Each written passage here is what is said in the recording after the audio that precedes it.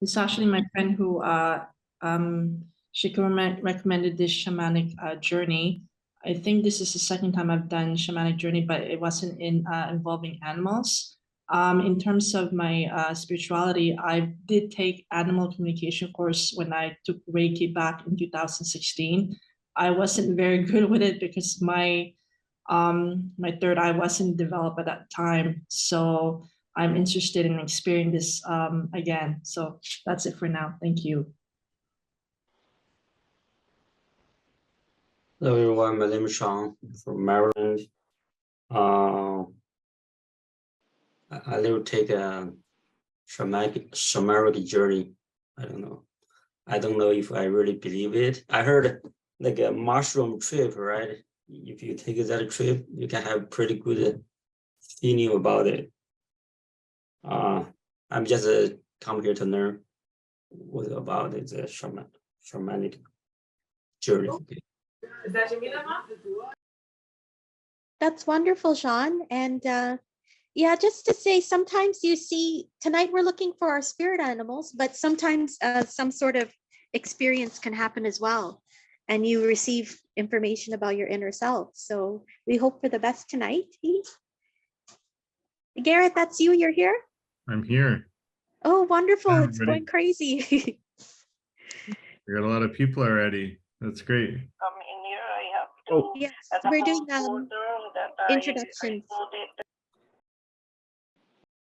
I'm Gretchen, and hi, and I was started getting interested in shamanism because my psychiatrist was actually telling me for like depression, anxiety, all this other kind of stuff that the pharmaceutical industries they're not even pursuing doing this anymore, and that he's looking to, and it's more, there's a lot of psilocybin and all this other different trials going on. And so he was he can't wait. He's going to be doing starting his own in where he is in Utah over there. And since I'm in Wisconsin, I can't partake in that, but he was telling me about going to a shaman would be an option. So it's pretty surprising that the psychiatrist from a great like a major thing is kind of promoting that. So, and I've actually had an experience too that was just phenomenal, and it really was life-changing. So I'm just looking into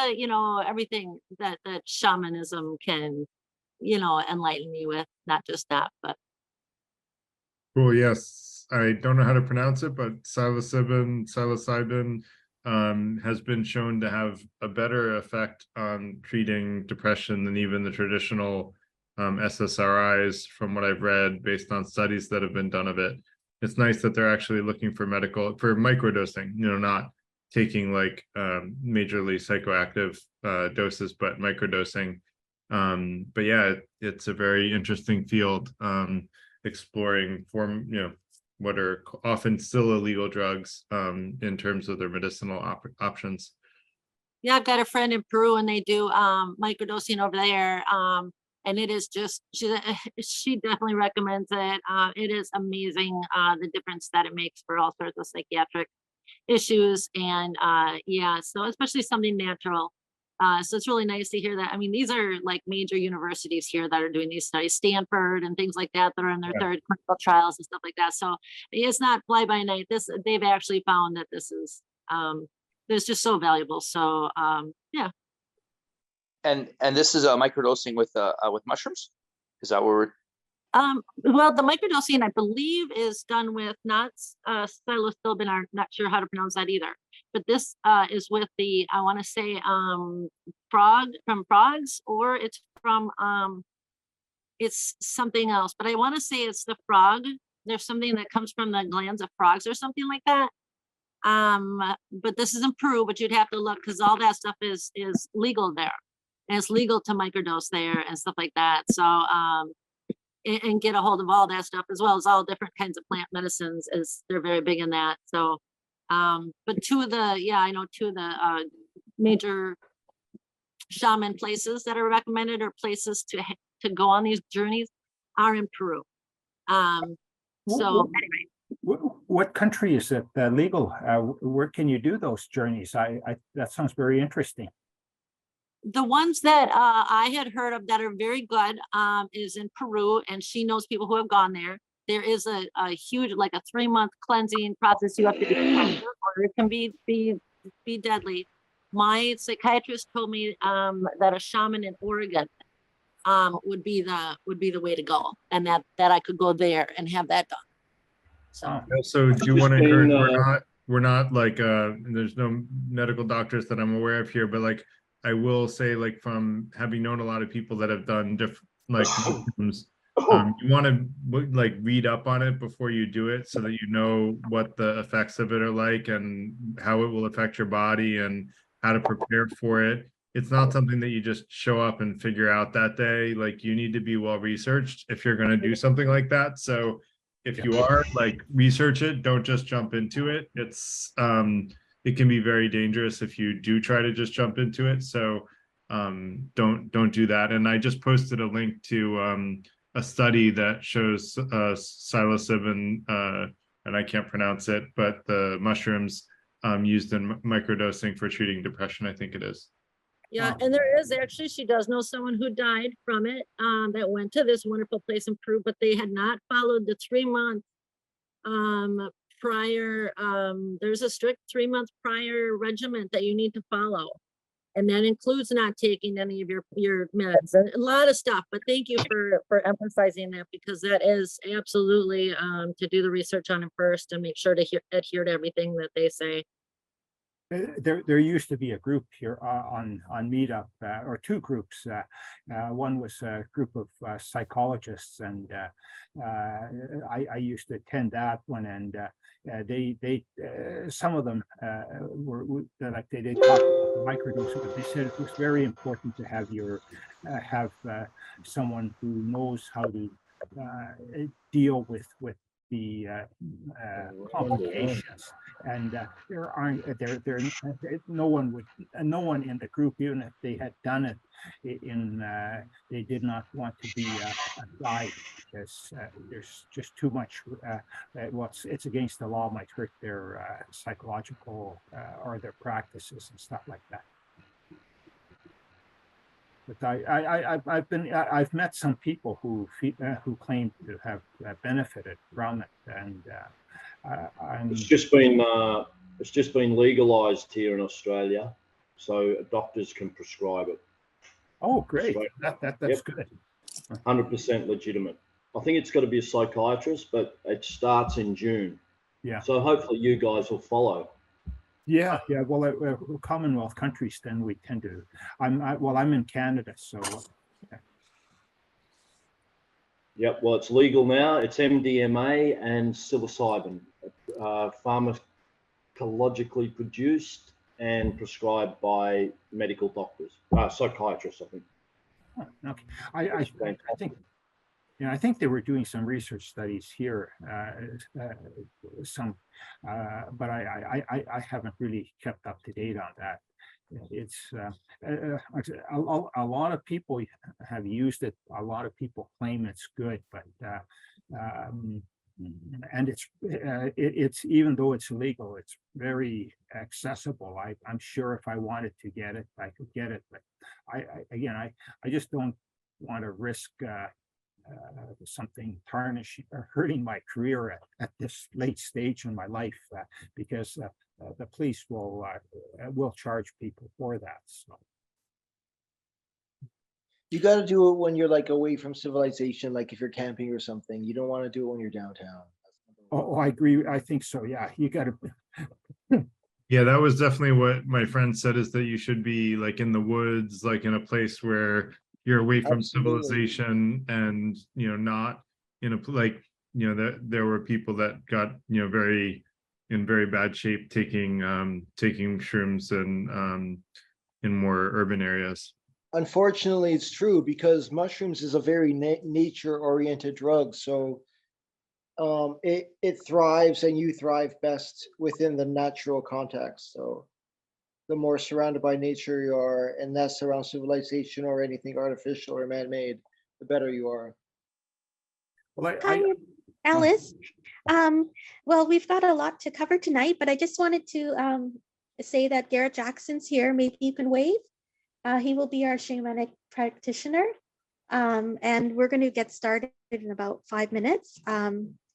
And I guess tonight we won't have a halftime. So I'm just going to let you all know that in the chat, you'll see Freethinker Institute information for our meetup if you want to join us directly, about our membership. And we also have information for Garrett Jackson, his website, and also his meetup that he sometimes posts on.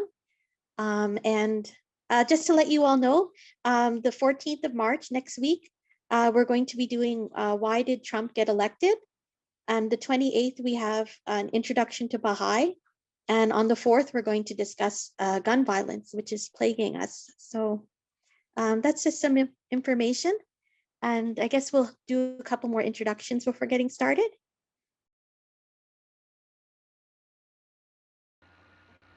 I was just going to say that, I mean, that thought of having mushrooms in the forest, don't do it unless you know what you're doing, because I know people that have never recovered from it. I've had it, and I thought I was completely, utterly insane for about 2 hours. So yeah, just because they are prescribing it pharmacologically, I wouldn't get carried away and just take it. You really got to know what you're doing.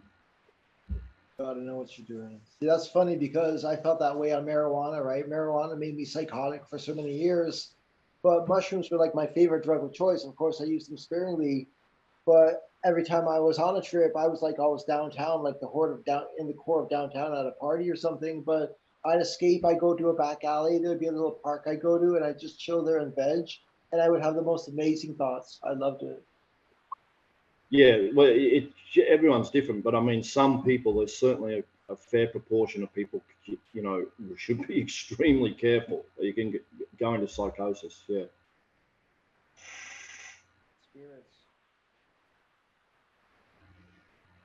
Would anyone else like to introduce themselves, where they're from, and what interests them about tonight?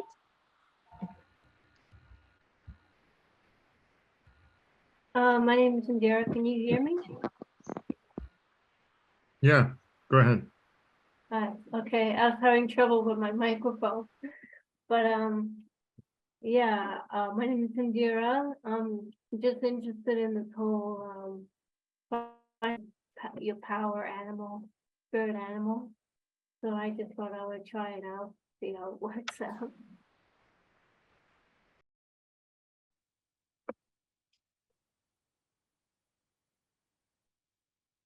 You hear me okay? Yeah. We can thanks hear for you sharing. great. It's Okay, great to have you here, Indira. We're happy to dive into the subject with you. thank you.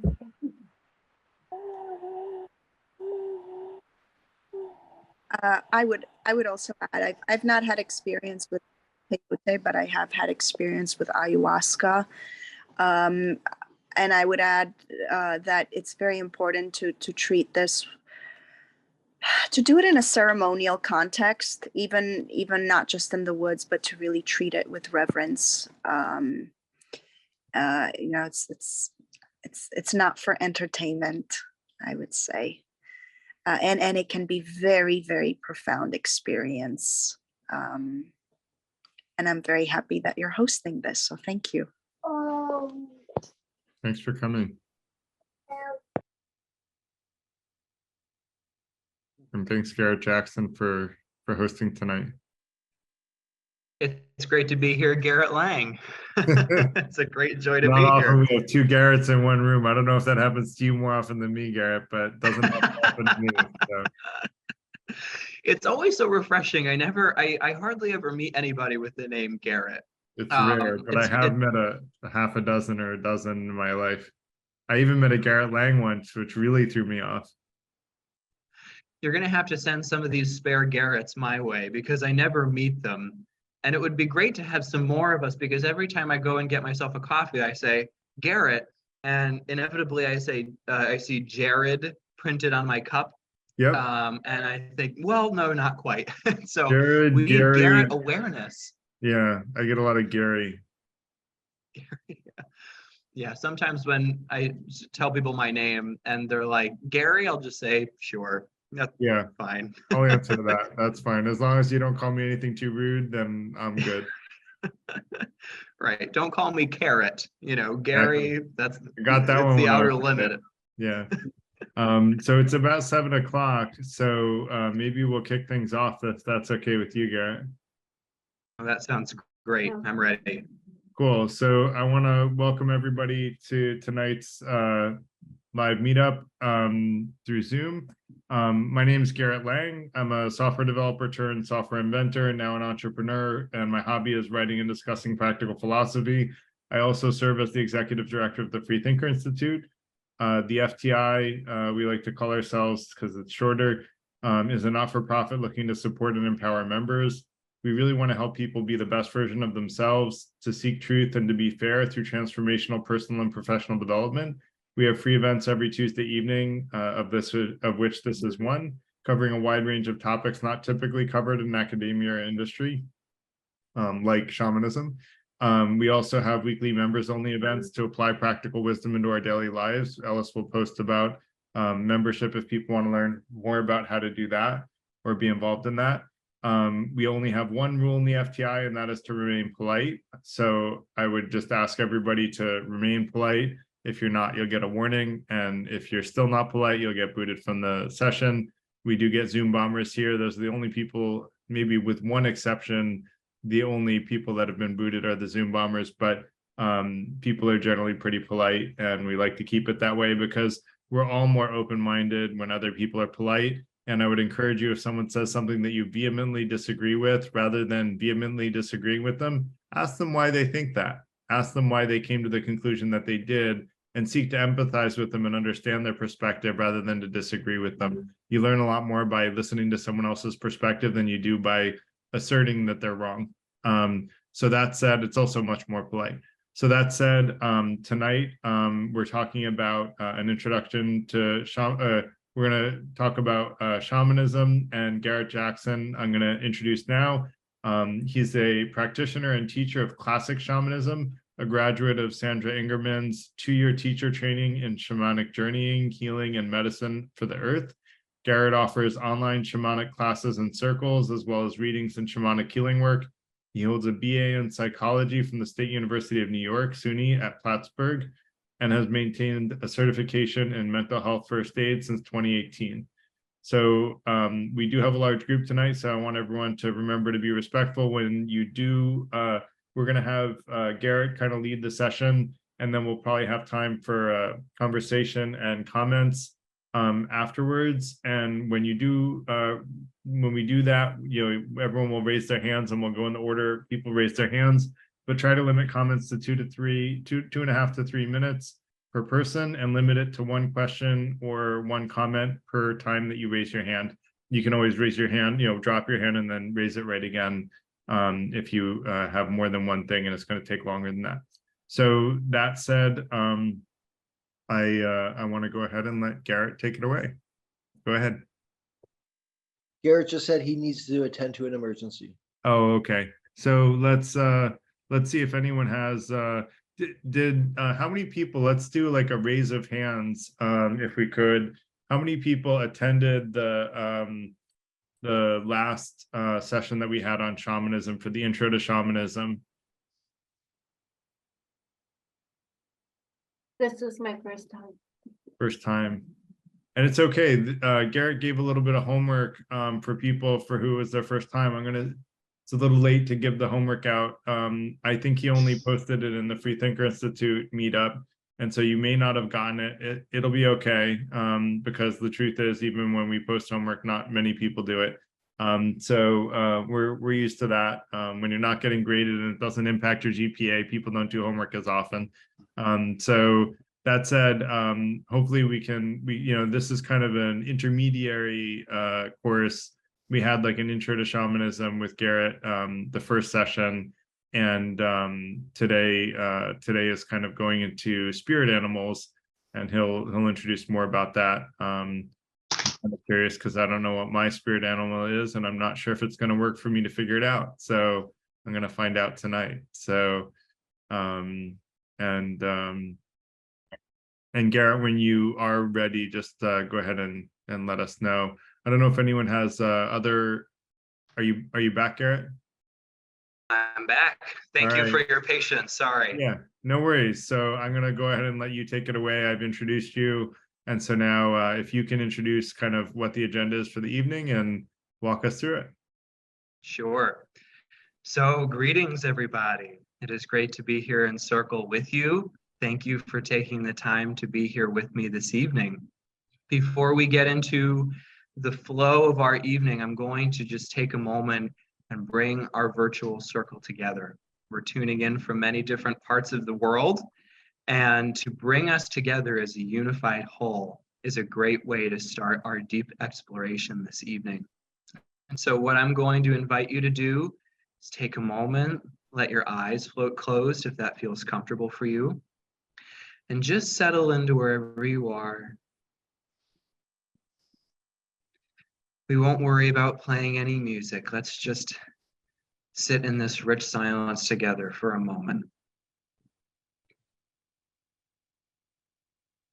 We can take a few slow, deep breaths in through the nose.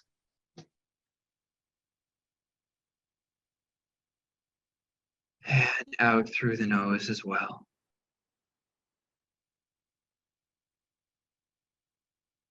Breathing in through the nose. And out.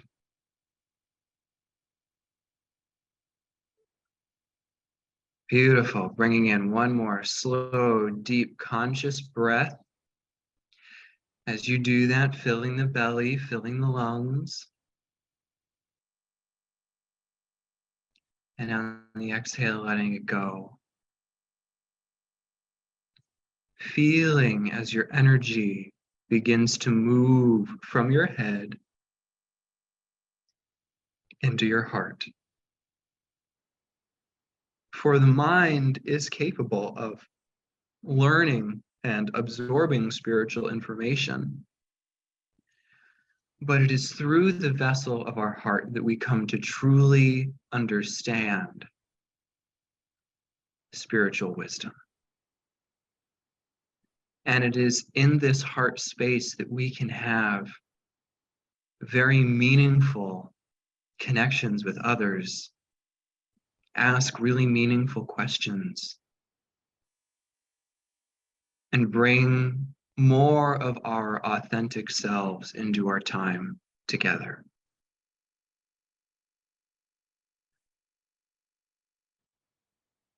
As you breathe and just feel the energy settling into your heart, perhaps you can feel the heartbeat of this circle.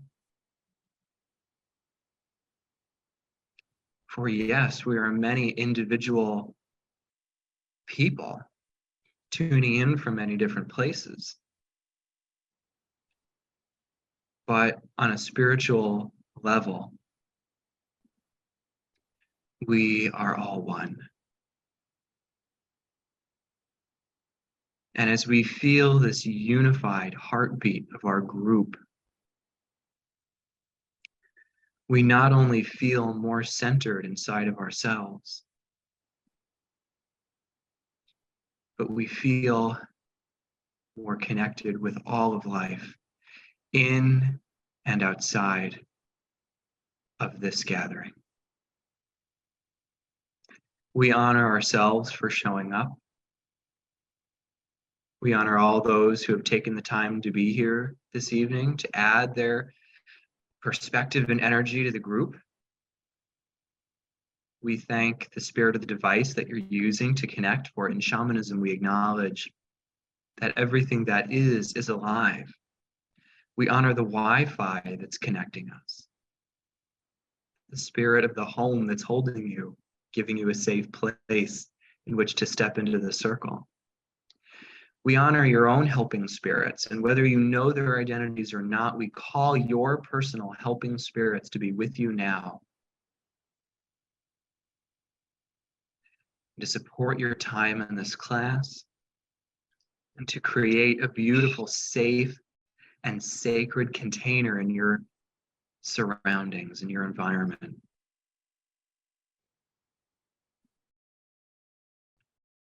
and we honor the creative power or powers of the universe of our own understanding. And we acknowledge that this heartbeat of our circle is not just the heartbeat of the humans in our circle.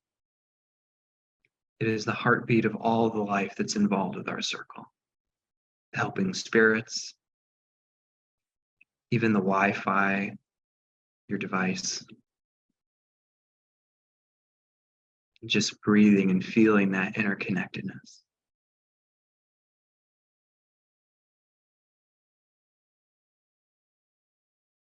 And on your next inhale, allowing your eyes to float open at a pace that's comfortable for you.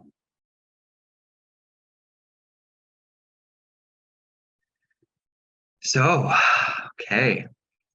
Want to welcome you all again to this class, Discovering Your Power Animal. I'm very excited to be here with all of you this evening. Garrett Lang did a fantastic job introducing me, so thank you so much for that. And I'm really happy that I get to be in this circle with all of you. Because Garrett Lang already introduced me, I won't take up any more time introducing who I am or my background or anything like that. But I will orient you to what it is that we're going to be doing here over the next hour or however long it is that we have. What I want to do is start off by briefly reviewing what shamanism is. Some of you might have attended my previous talk with the Freethinker Institute that was briefly introducing shamanism. We will not have, in this class, a lot of time to rehash that old material. So I'm just going to take, for those of you that might not have been able to attend that talk, or did not have the opportunity to read the first section of the article that I linked to in the class description, I'll take a little bit of time and just review what it is that we're talking about this evening. Then we're going to move into a discussion about what power animals are and how they can help you.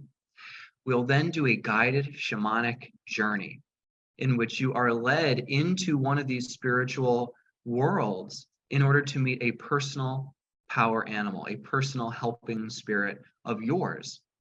We'll have some time, we'll come back and share a little bit about our experience, and then we'll close with a discussion about what it is we can do to not only bring the power of our power animals to bear on daily life, but also to form strong relationships with them. Reciprocity is very much a part of classic shamanic practice. So to have these reciprocal relationships with one or more helping spirits is a very shamanic and I would say even very necessary aspect of keeping yourself spiritually well-rounded and even healthy. So that's what we're going to be doing together this evening. I do also want to say that I am going to be leading a 2-day, it's 3 hours on a Saturday, 3 hours on a Sunday,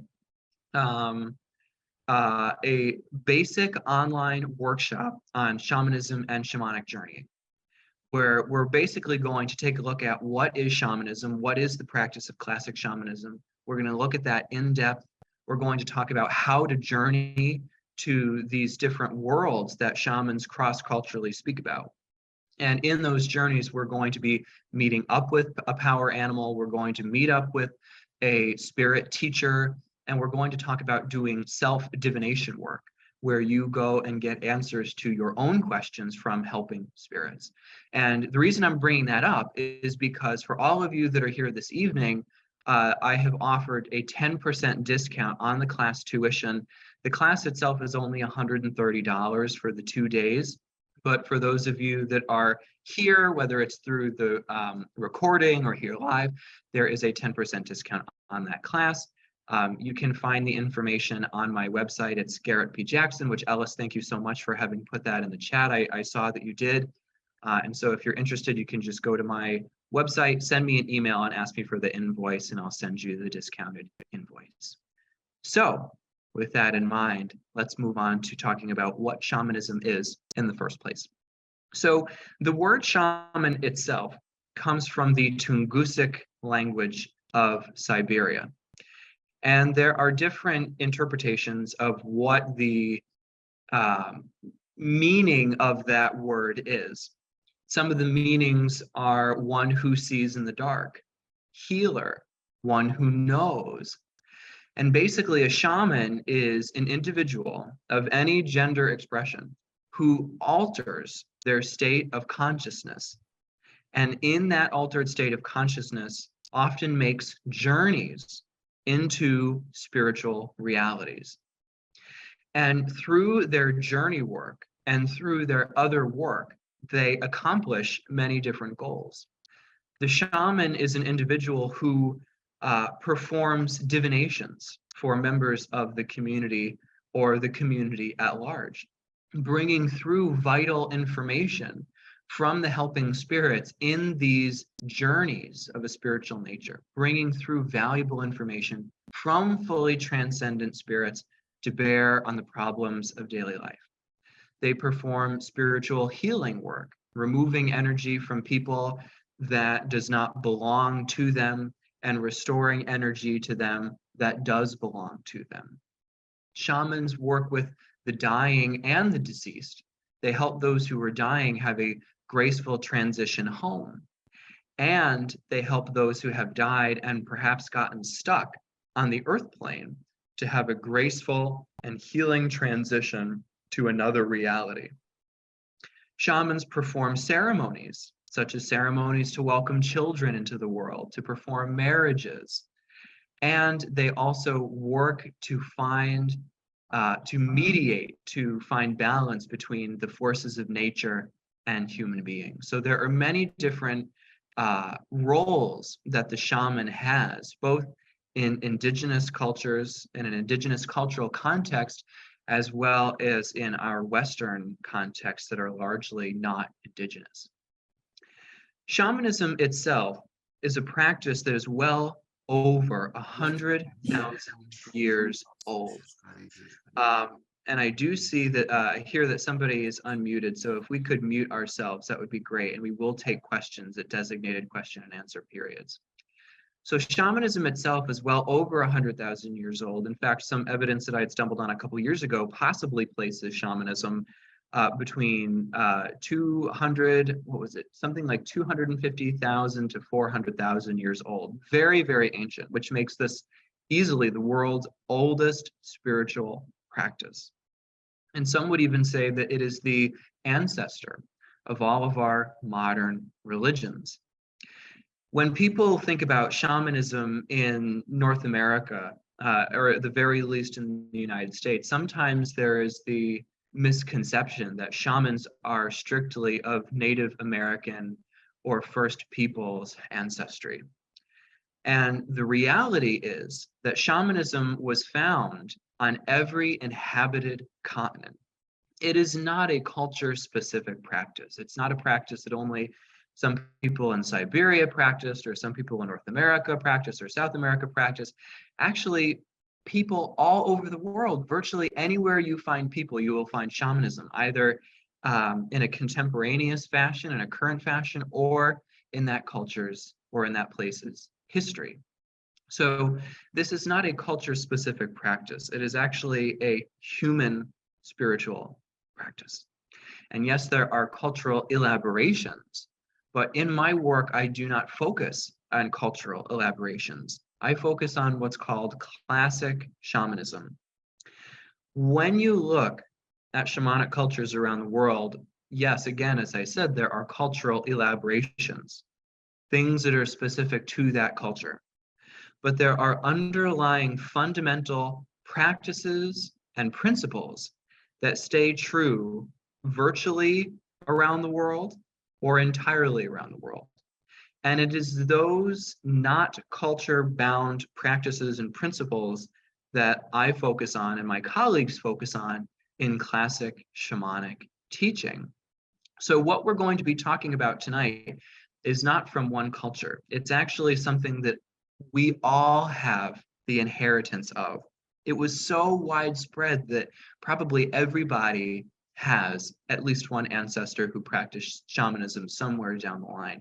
So when we work with classic shamanism, there is no fear or concern about cultural appropriation because we're not appropriating culture.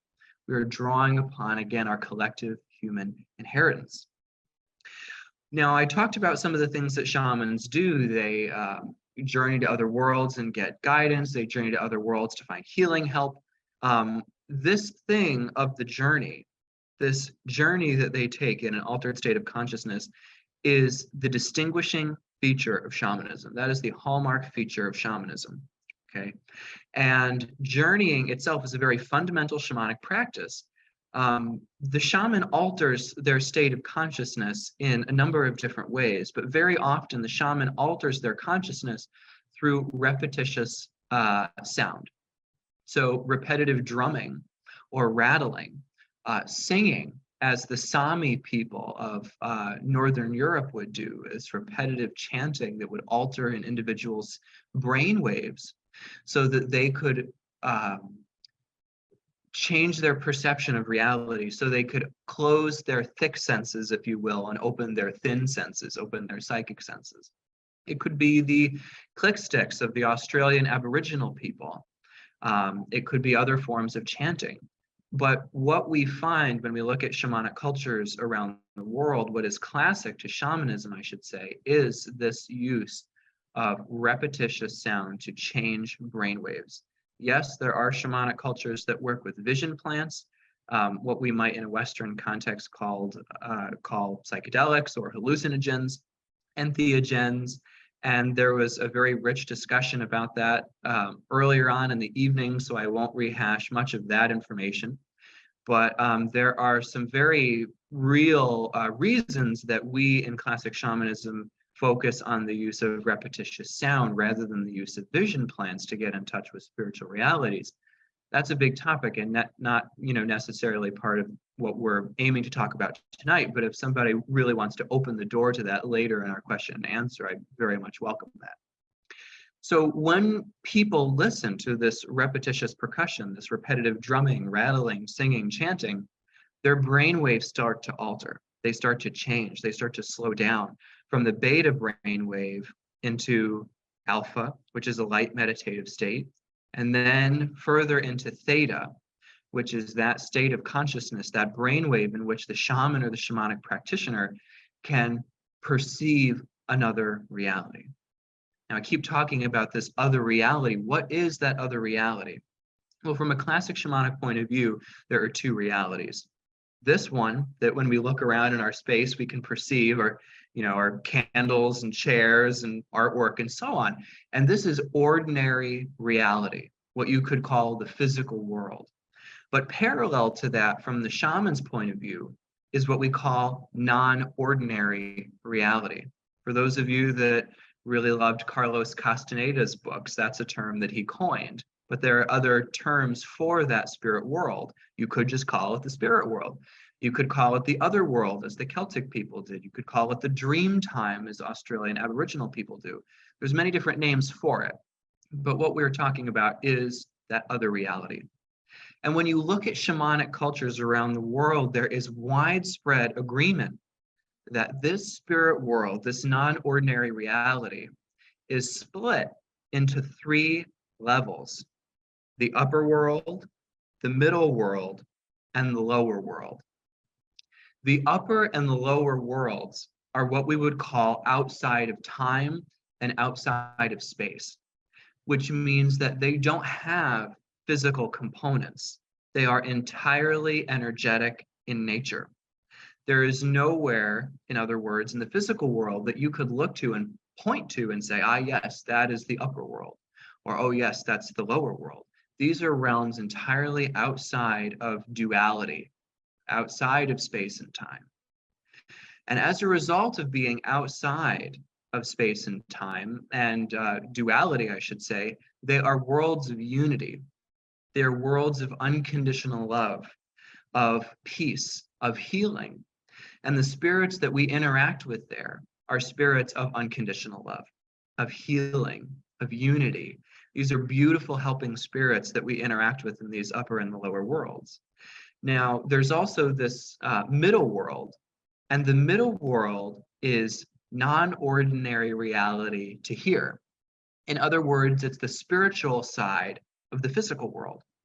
So if I was to alter my state of consciousness right now through repetitive drumming, rattling, then I could perceive what's going on in my home on a spirit level. I could speak with the spirit of this piece of artwork behind me, of my chair, of the sacred clothes that I wear when I interact with clients and students. In shamanism, we see everything that is as having soul and having spirit. So we can interact with the life in those things, the spirit that's in those things. Now, obviously, when we look out at the world, the physical world, there's good and there's challenge. You know, there's light and there's dark. And the middle world, the spiritual aspect of the middle world is very much that same way, where there are some beautiful, loving energies to get in touch with here in the middle world, but there are also some challenging energies that, yeah, are not necessarily helpful and healing for us to be interacting with. So part of shamanic training is understanding what spirits are ready to help us and are capable of helping us, and what kinds of energies are not capable of helping and healing us. So that, in a nutshell, I think kind of provides us a really good broad context of what shamanism is, why it's okay for all of us to practice shamanic methods regardless of our ethnic heritage, and what it is that we are going to be focusing on tonight in terms of the worlds that we're going to be going to, because we are going to be taking a altered consciousness journey, a shamanic journey into one of these realms of unconditional love and light to interact with a spirit that we find there, namely your power animal. So, who are these power animals? Power animals are, there's different theories about what they are. Some shamanic teachers will say that a power animal is the spirit of a specific animal that lived and died at one particular place at one particular time. And after death, now they are capable of coming back and helping us, just like our departed loved ones are capable of coming back and helping us. So, for example, some shamanic teachers would say, oh, yes, I have a lion as a power animal. And in their understanding, this power animal would be the spirit of one particular lion that lived on the Sahara in, between the years 1820 and 1835. So that's how some shamanic teachers look at it. I personally view power animals as the oversoul of one particular type of animal species. So, for example, if somebody says to me, monarch butterfly is my power animal, it's not necessarily one specific, the spirit of one specific monarch butterfly that lived and died somewhere in the planet's history. It's the collective spirit of that animal species, the power of that entire animal species that is volunteering itself to help you, its fellow life form. So that's what I'm talking about when I talk about power animals. And these power animals are intermediaries between us and the powers of the universe. Some people might say, well, why do we need intermediaries? Why can't we just go to God? Why can't we just go to Spirit, Great Spirit, the powers of the universe? And you certainly can go to God and go to all of those types of beings. That's certainly not prohibited in shamanic practice. In fact, the only rule in classic shamanism is do no harm. Everything else is up to the person, up to the individual. So it's a path of spiritual freedom. Nobody's telling you what to believe. Nobody's telling you what to do, so long as it does not do harm to other people. And so we certainly can just go straight to God, if you will, but we as this is the way I think about it, we as egoic beings really resonate with form. We resonate with forms that spirits can take that really make sense to us, that give us a comfort as an ego. So if we're interacting with this formless, incredible power that is God or source, that might not resonate as closely with our egoic self, that part of us that is perhaps seeking out help, as closely as we might resonate with, say, a spirit in animal form, or a religious figure that has a human form or a recognizable form. Some might also say that the energy of God is so high that trying to touch into that power from a suffering place would not be something that you could maybe perceive the wisdom of very clearly. You would not be able to get that guidance very clearly. Or it could blow your circuitry, in a metaphorical way of talking about it. And so these helping spirits serve as intermediaries between us, channels of that great power of the universe. And so you could think about them as guardian angels in animal form, because angels are very often seen as the intermediaries to God or the universe. And these power animals are taking up a very similar role. The classic shamanic point of view is that when a person is born, the spirit of an animal takes pity on that individual and says, oh my goodness, Garrett's going to have a hard life. And I'm talking about me, Garrett, not necessarily Garrett Lang. Hopefully, Garrett Lang, you've not had too hard of a life. But in any regard, from a classic shamanic point of view, the perception is when a person is born, the spirit of an animal takes pity on you and says, oh my goodness, this person's going to have a hard life. They're born into a wild middle world. They're born into a wild physical world. I'm going to stay with them. I'm going to be like a guardian angel for them and watch over them, keep them healthy, keep them safe, protect them from the harms and trials and tribulations of life that they don't need to experience for their own soul's growth. And so they come and they be with us and they act as these guardian angels. And as I alluded to just now, they fulfill in their relationship with us many important functions. On the one hand, they provide us with something called power. Power, from a classic shamanic point of view, is energy. It's energy that our helping spirits carry. And the way I teach it is this is power that they carry that is from the universe, okay?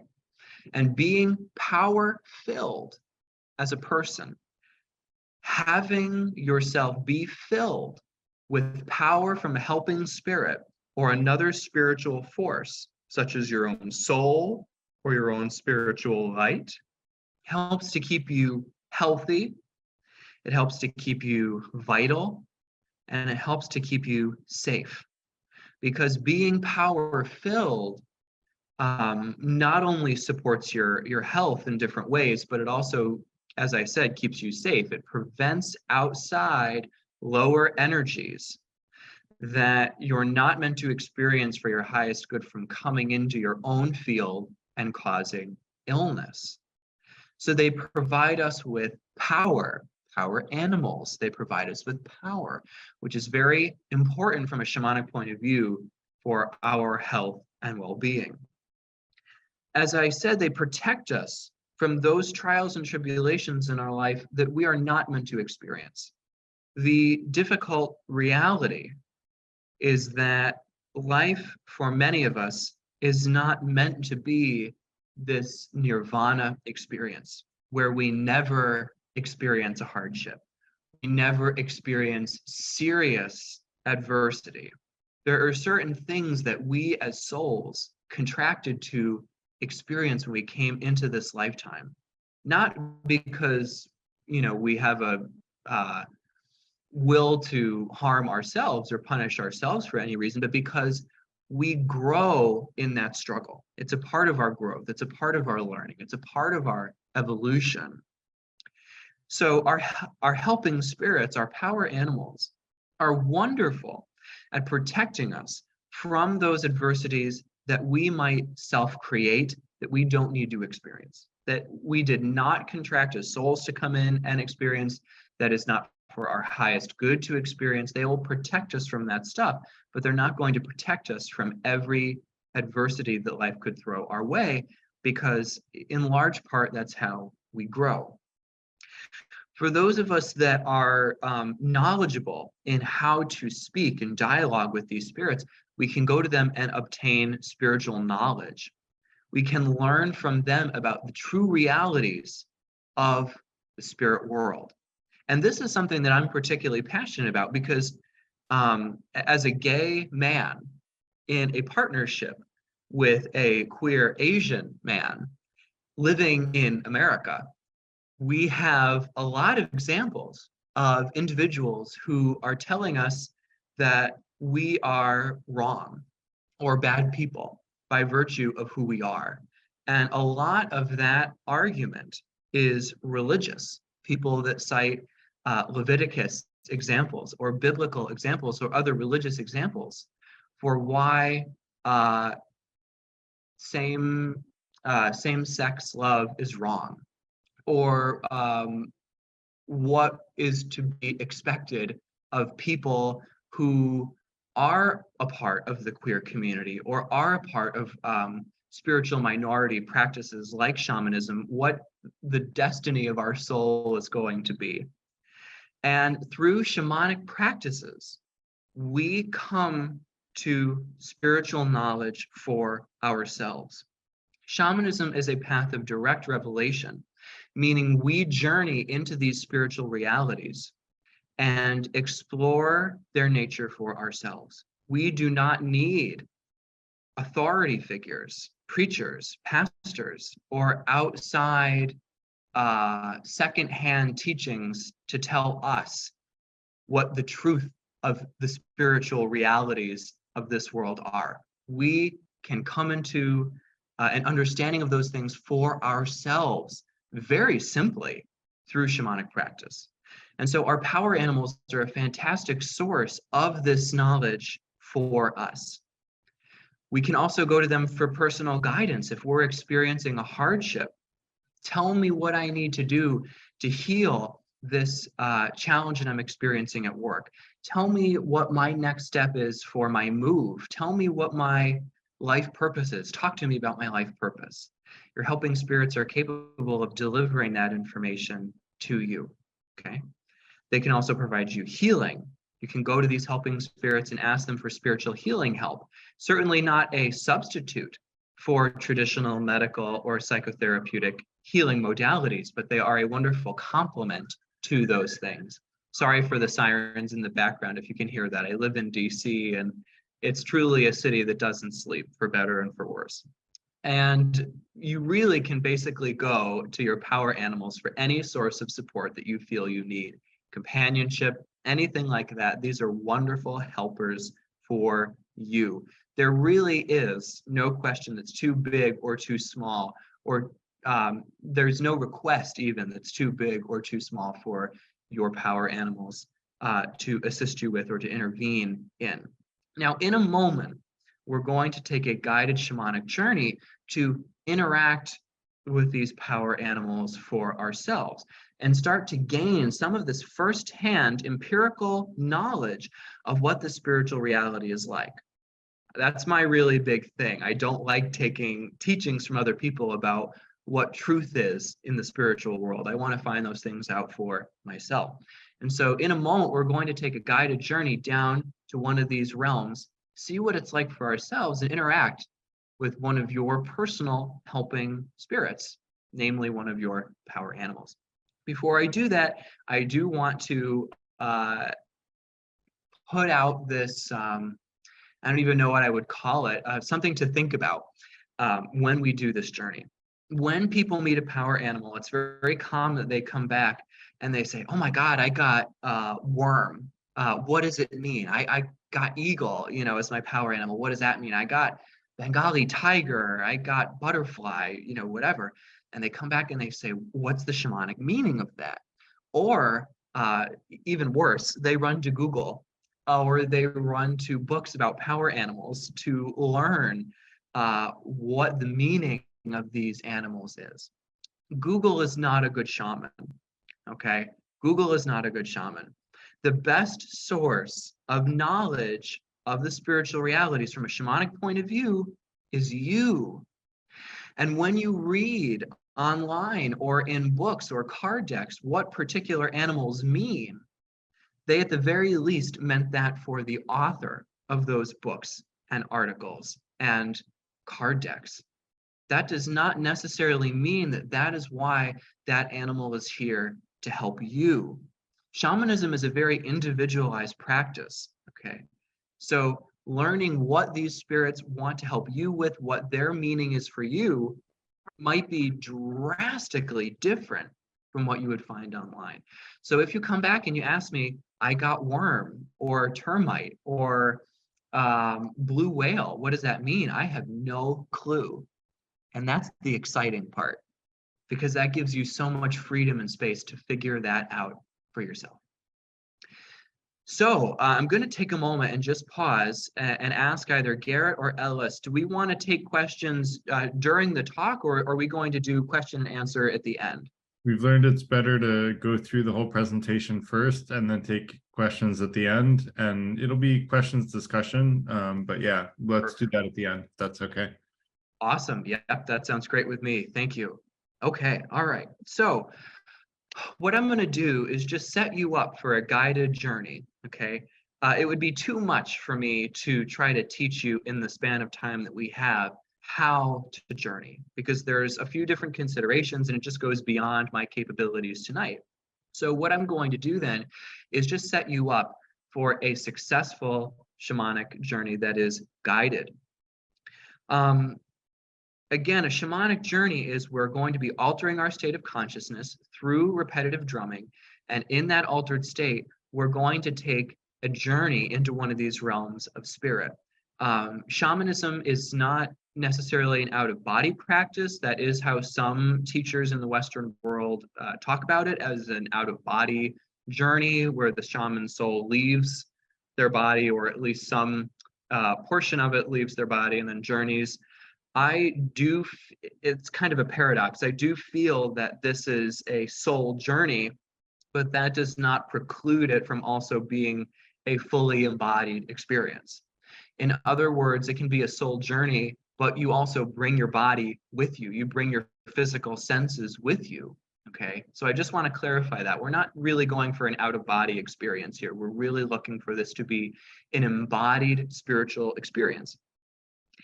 And what we're going to be doing in this journey is going to the lower world. And in that lower world, we're going to hold the intention, which is going to open that realm, open that door for us to meet one of your power animals. The way the journey is going to work is we're going to start at a familiar place in nature. Everybody's going to start at a different place. So I'm thinking of a place in nature that I really love. I won't be journeying with you, but I'm just giving you the example as if I was.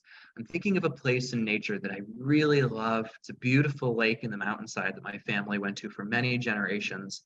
And that's where I would start my journey, is just imagining myself in that space, feeling my body there, feeling, taking note of what my senses are doing, what are the smells, the colors in this space. I'm starting off in a beautiful place in nature. And then what I'm going to guide you to do is find an opening down which you can travel, such as a hole in the ground or a whirlpool that takes you down, or a rabbit hole, or some people will jump off a cliff and fly down, or some people even take elevators and escalators down. But I'm going to guide you to find some opening into the ground. And I'm going to lead you through this tunnel. And through that tunnel, which is a transition zone between the middle world and the lower world, I'm going to lead you down that. And then I'm going to lead you out into the lower world. Now, again, the lower world is a world of unconditional love, beauty, unity. We are not meeting spirits with egos. We're really meeting beings that have transcended, okay? And there's nothing to fear by going to this lower world. I know a lot of us in a Western context say the lower world sounds like hell, and that's really not the case. If you do believe in hell, this is not a hell place. This is not a hell realm. Again, this is a world of unconditional love and light that shamans around the world have been perceiving for tens, if not hundreds of thousands of years. And when you're in that lower world, I'm going to invite you just to take note of what your senses are picking up on while you're down there. What colors do you see? What are the textures of the, I'm trying not to give you too many details about what you might find, because I want you to have a uninfluenced experience. But just pay attention to what your senses are picking up on when you're in that world, is what I'll say. And because you're going to go down with an intention, the intention to meet your power animal, that door is going to be opened up for you metaphorically in the lower world. And so when you get down there, you're going to either find this power animal waiting for you, or if you don't see a power animal right away, put out a telepathic call. I'm looking for my power animal. Please come to me, and see what happens. I never know what a person's experience is going to be like when I lead them on a journey. It could be a very vivid, profound experience. They might experience nothing at all. It might be a very gentle experience. They might just experience the lower world and not necessarily pick up on who their power animal is today. But that's the beauty of having the recording or learning how to journey, so that you can go back and repeat this and see what experiences unfold as you do this multiple times. This is something you can do many times over. So we're going to go down and just interact with your power animal. I'm going to lead you in some questions that you can ask it so that you can get a better sense of who it is. And then I'm going to lead you back up through the tunnel, retracing your steps into your place in nature, and then stepping back into this moment, wherever you're sitting right now, wherever you began the journey from. Okay. We're just going to ask our power animal questions tonight. We're not going to go too wild trying to get healings for things, or asking what your life purpose is or anything like that. This is just something to initiate or deepen a relationship between you and this animal. And the way that I think about this journey is we're going to meet one of your primary power animals. People tend to have one or three main power animals, and this power animal that we're going to be meeting is one of those main animals that's just kind of with you to help you through life. That's how I think about this journey. There are power animals that can help us with very specific things. So for example, I have a power animal that teaches all my classes through me, including this one. I have another helping spirit, another power animal that watches over my business. So there are power animals that can do very specific things, but we're just going to meet one that's just kind of with you as an overall guardian animal, guardian angel, if you will. Now, as we set up for this journey, I'm going to just invite you to create some darkness in your space if that's comfortable for you.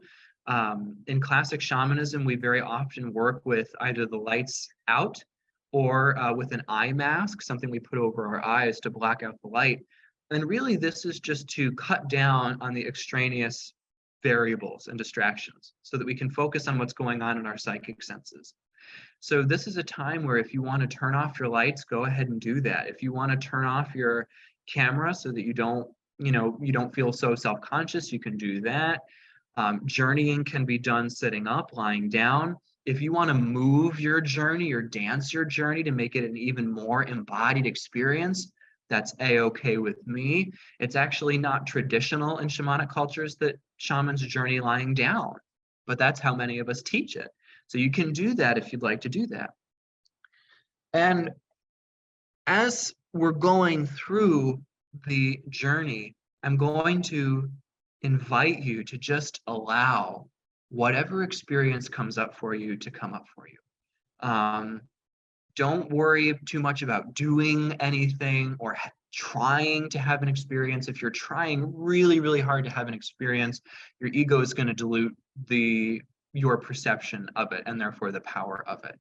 So just allow my voice to carry you on the journey. Allow the sound of the drumming to carry you into the other worlds. In Siberia, the drum is called the shaman's horse. So just ride the sound of that down into the lower world. Let it facilitate the experience for you. And don't worry about whether you're making it up. This is the biggest question shamanic journey students have in the Western world. Am I making up my experience? Am I making it up? Well, shamanism is an evidential practice, okay? We can talk more about that later, but for now, just don't worry about whether or not you're making it up. Allow the experience to unfold for you rather than trying to force an experience open for you. So with that in mind, I'm going to turn off some of my own lights here. I am not going to be journeying with you. I'm going to be here holding the space, but I will certainly be leading you. So go ahead, turn off your lights. I'm going to do the same for myself.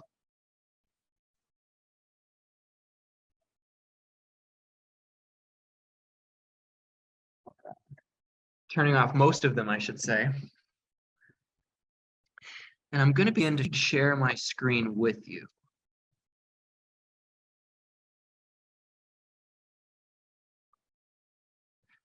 And this will be a very short journey. It's only going to be 12 minutes in total. So we're not going to be here for too long. Go ahead, get comfortable. Take a few deep breaths in and out through the nose. If you found your own energy kind of floating its way back up into your head, let's just let it sink back down into that heart space. Because it's that heart space that's going to let your spirits really speak with you. Shamanism is a path of the heart, not of the mind. So let's let that settle back into the heart. And as you're breathing, perhaps you can feel your heart opening.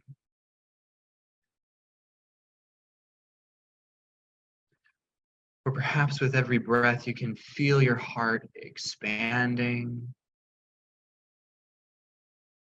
And with every exhale, feeling your heart coming back to center again.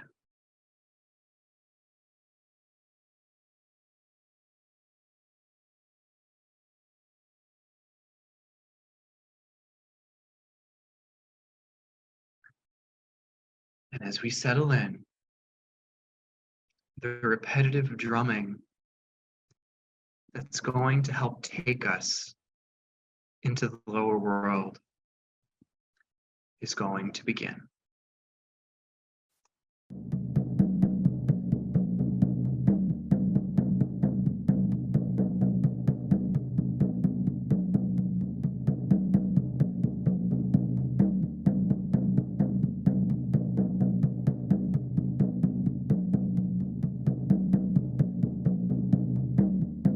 This drumming slows your brain waves down.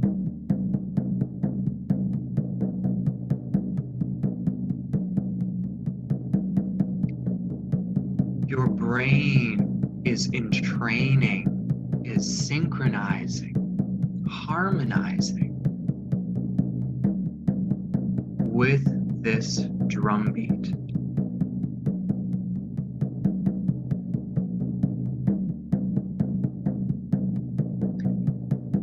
It's slowing your brain waves into a beautiful alpha state.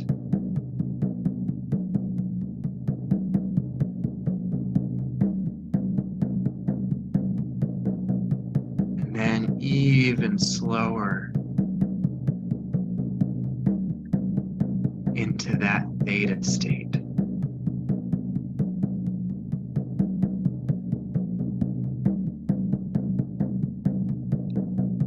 Your consciousness is expanding.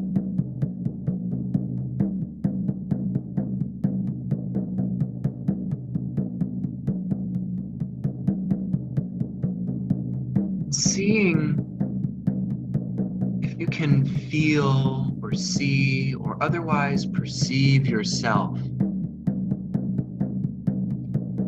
in a beautiful place in nature. Place that you have either visited before or some other beautiful place that has a physical component. A place that you could visit today if you wanted, or next week.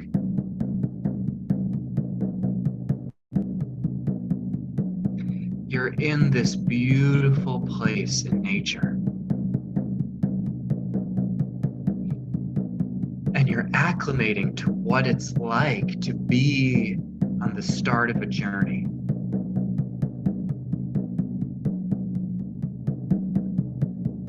seeing what your hearing is picking up on. What colors are in your environment.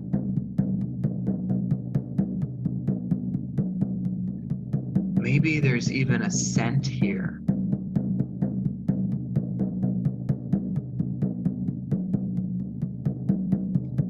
Taking a moment and noticing how you are perceiving information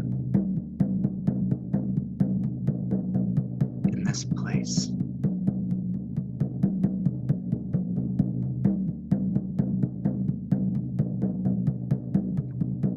And noticing as a opening becomes available to you in the ground.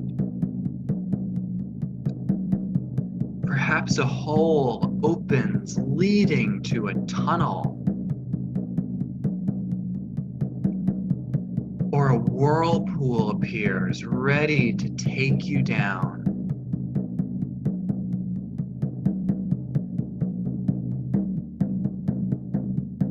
Just noticing what opening is appearing for you.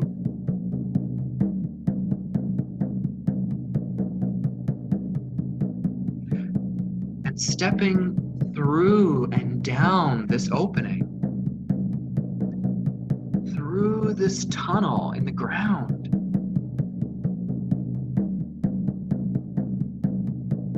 down, down, down.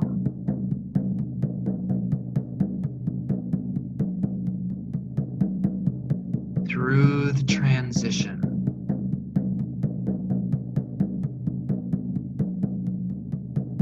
Away from the middle world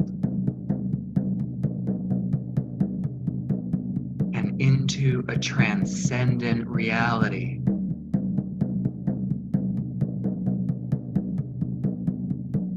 Soon you notice that the tunnel leads you into this beautiful place.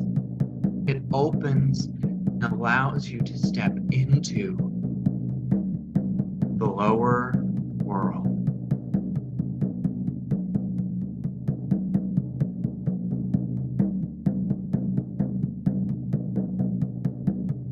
As you arrive in the lower world, taking a look around, noticing here what the quality of territory is like.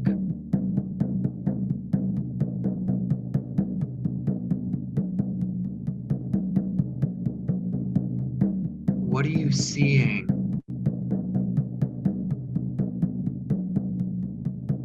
Or feeling?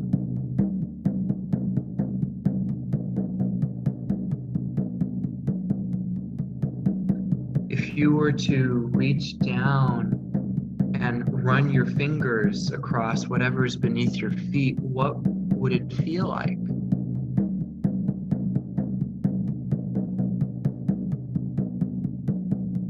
Engaging all your senses.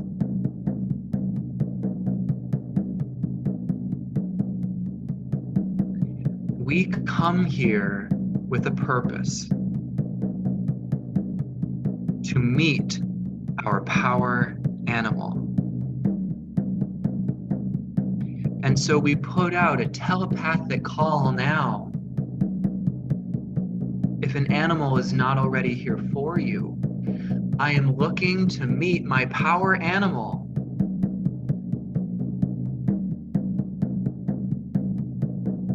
I am here to meet my power animal.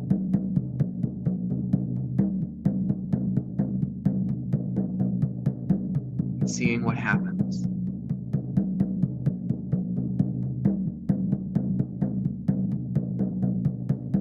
If there was already an animal here, does it answer this call or does it wander away?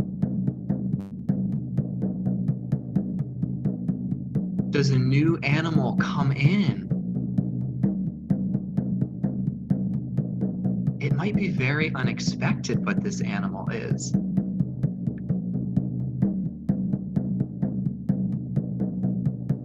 And just taking a moment to ask this animal that might be before you, are you my power animal?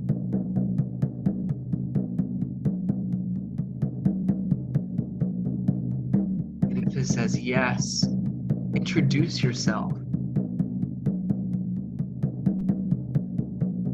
And if it happens to say no, we'll say, okay, can you go and get my power animal for me, please?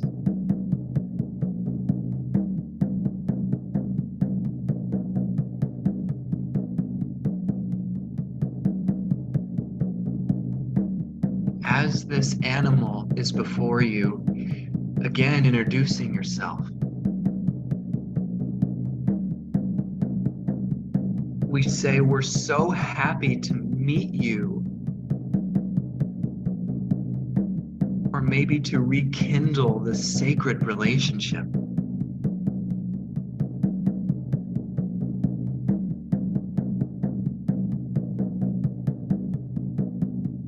Maybe you can ask this animal, what is your purpose with me?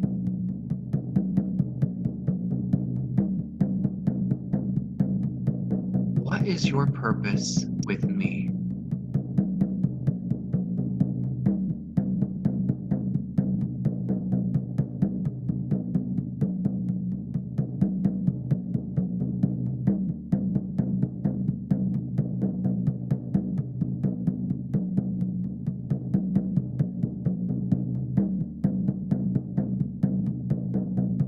Just noticing what comes in response to that question. What is your purpose with me? What are you here to help me with? What would you like to do for me?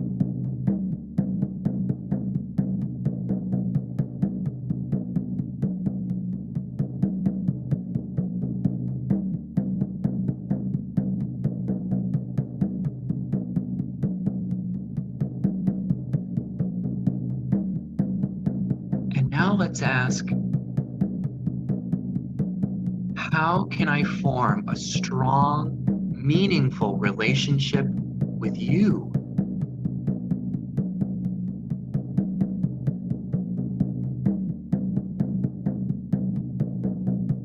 How can I form a strong, meaningful relationship with you?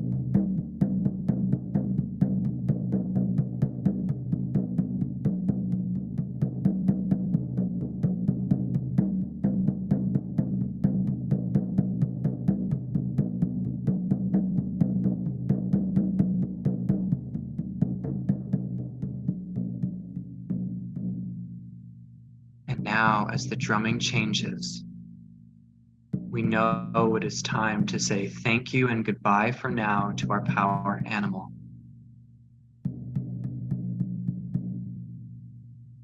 We turn around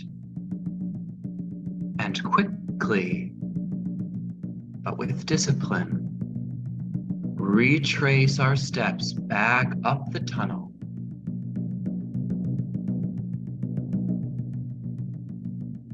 Up, up, up.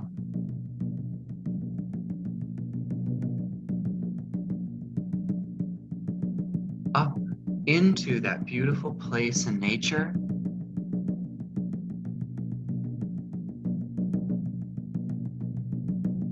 From there, stepping back into your surroundings from which you began this journey.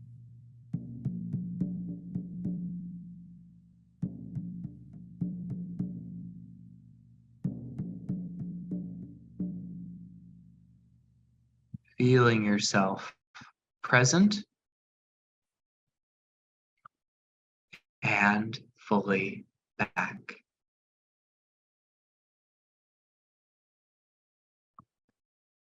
So, welcome back, everybody. Let's take a moment and let our eyes float open if we haven't done so already. Maybe we stretch anything that needs to be stretched.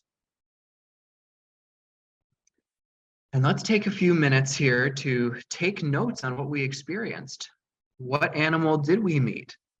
What did they tell us? I'll give you a few minutes in silence to reflect and take some notes.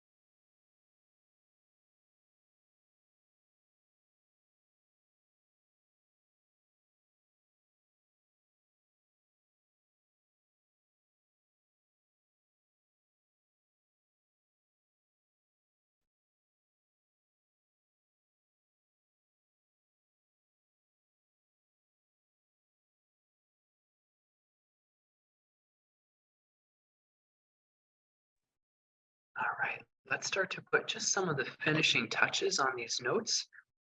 Can always take down the core points and come back to them later.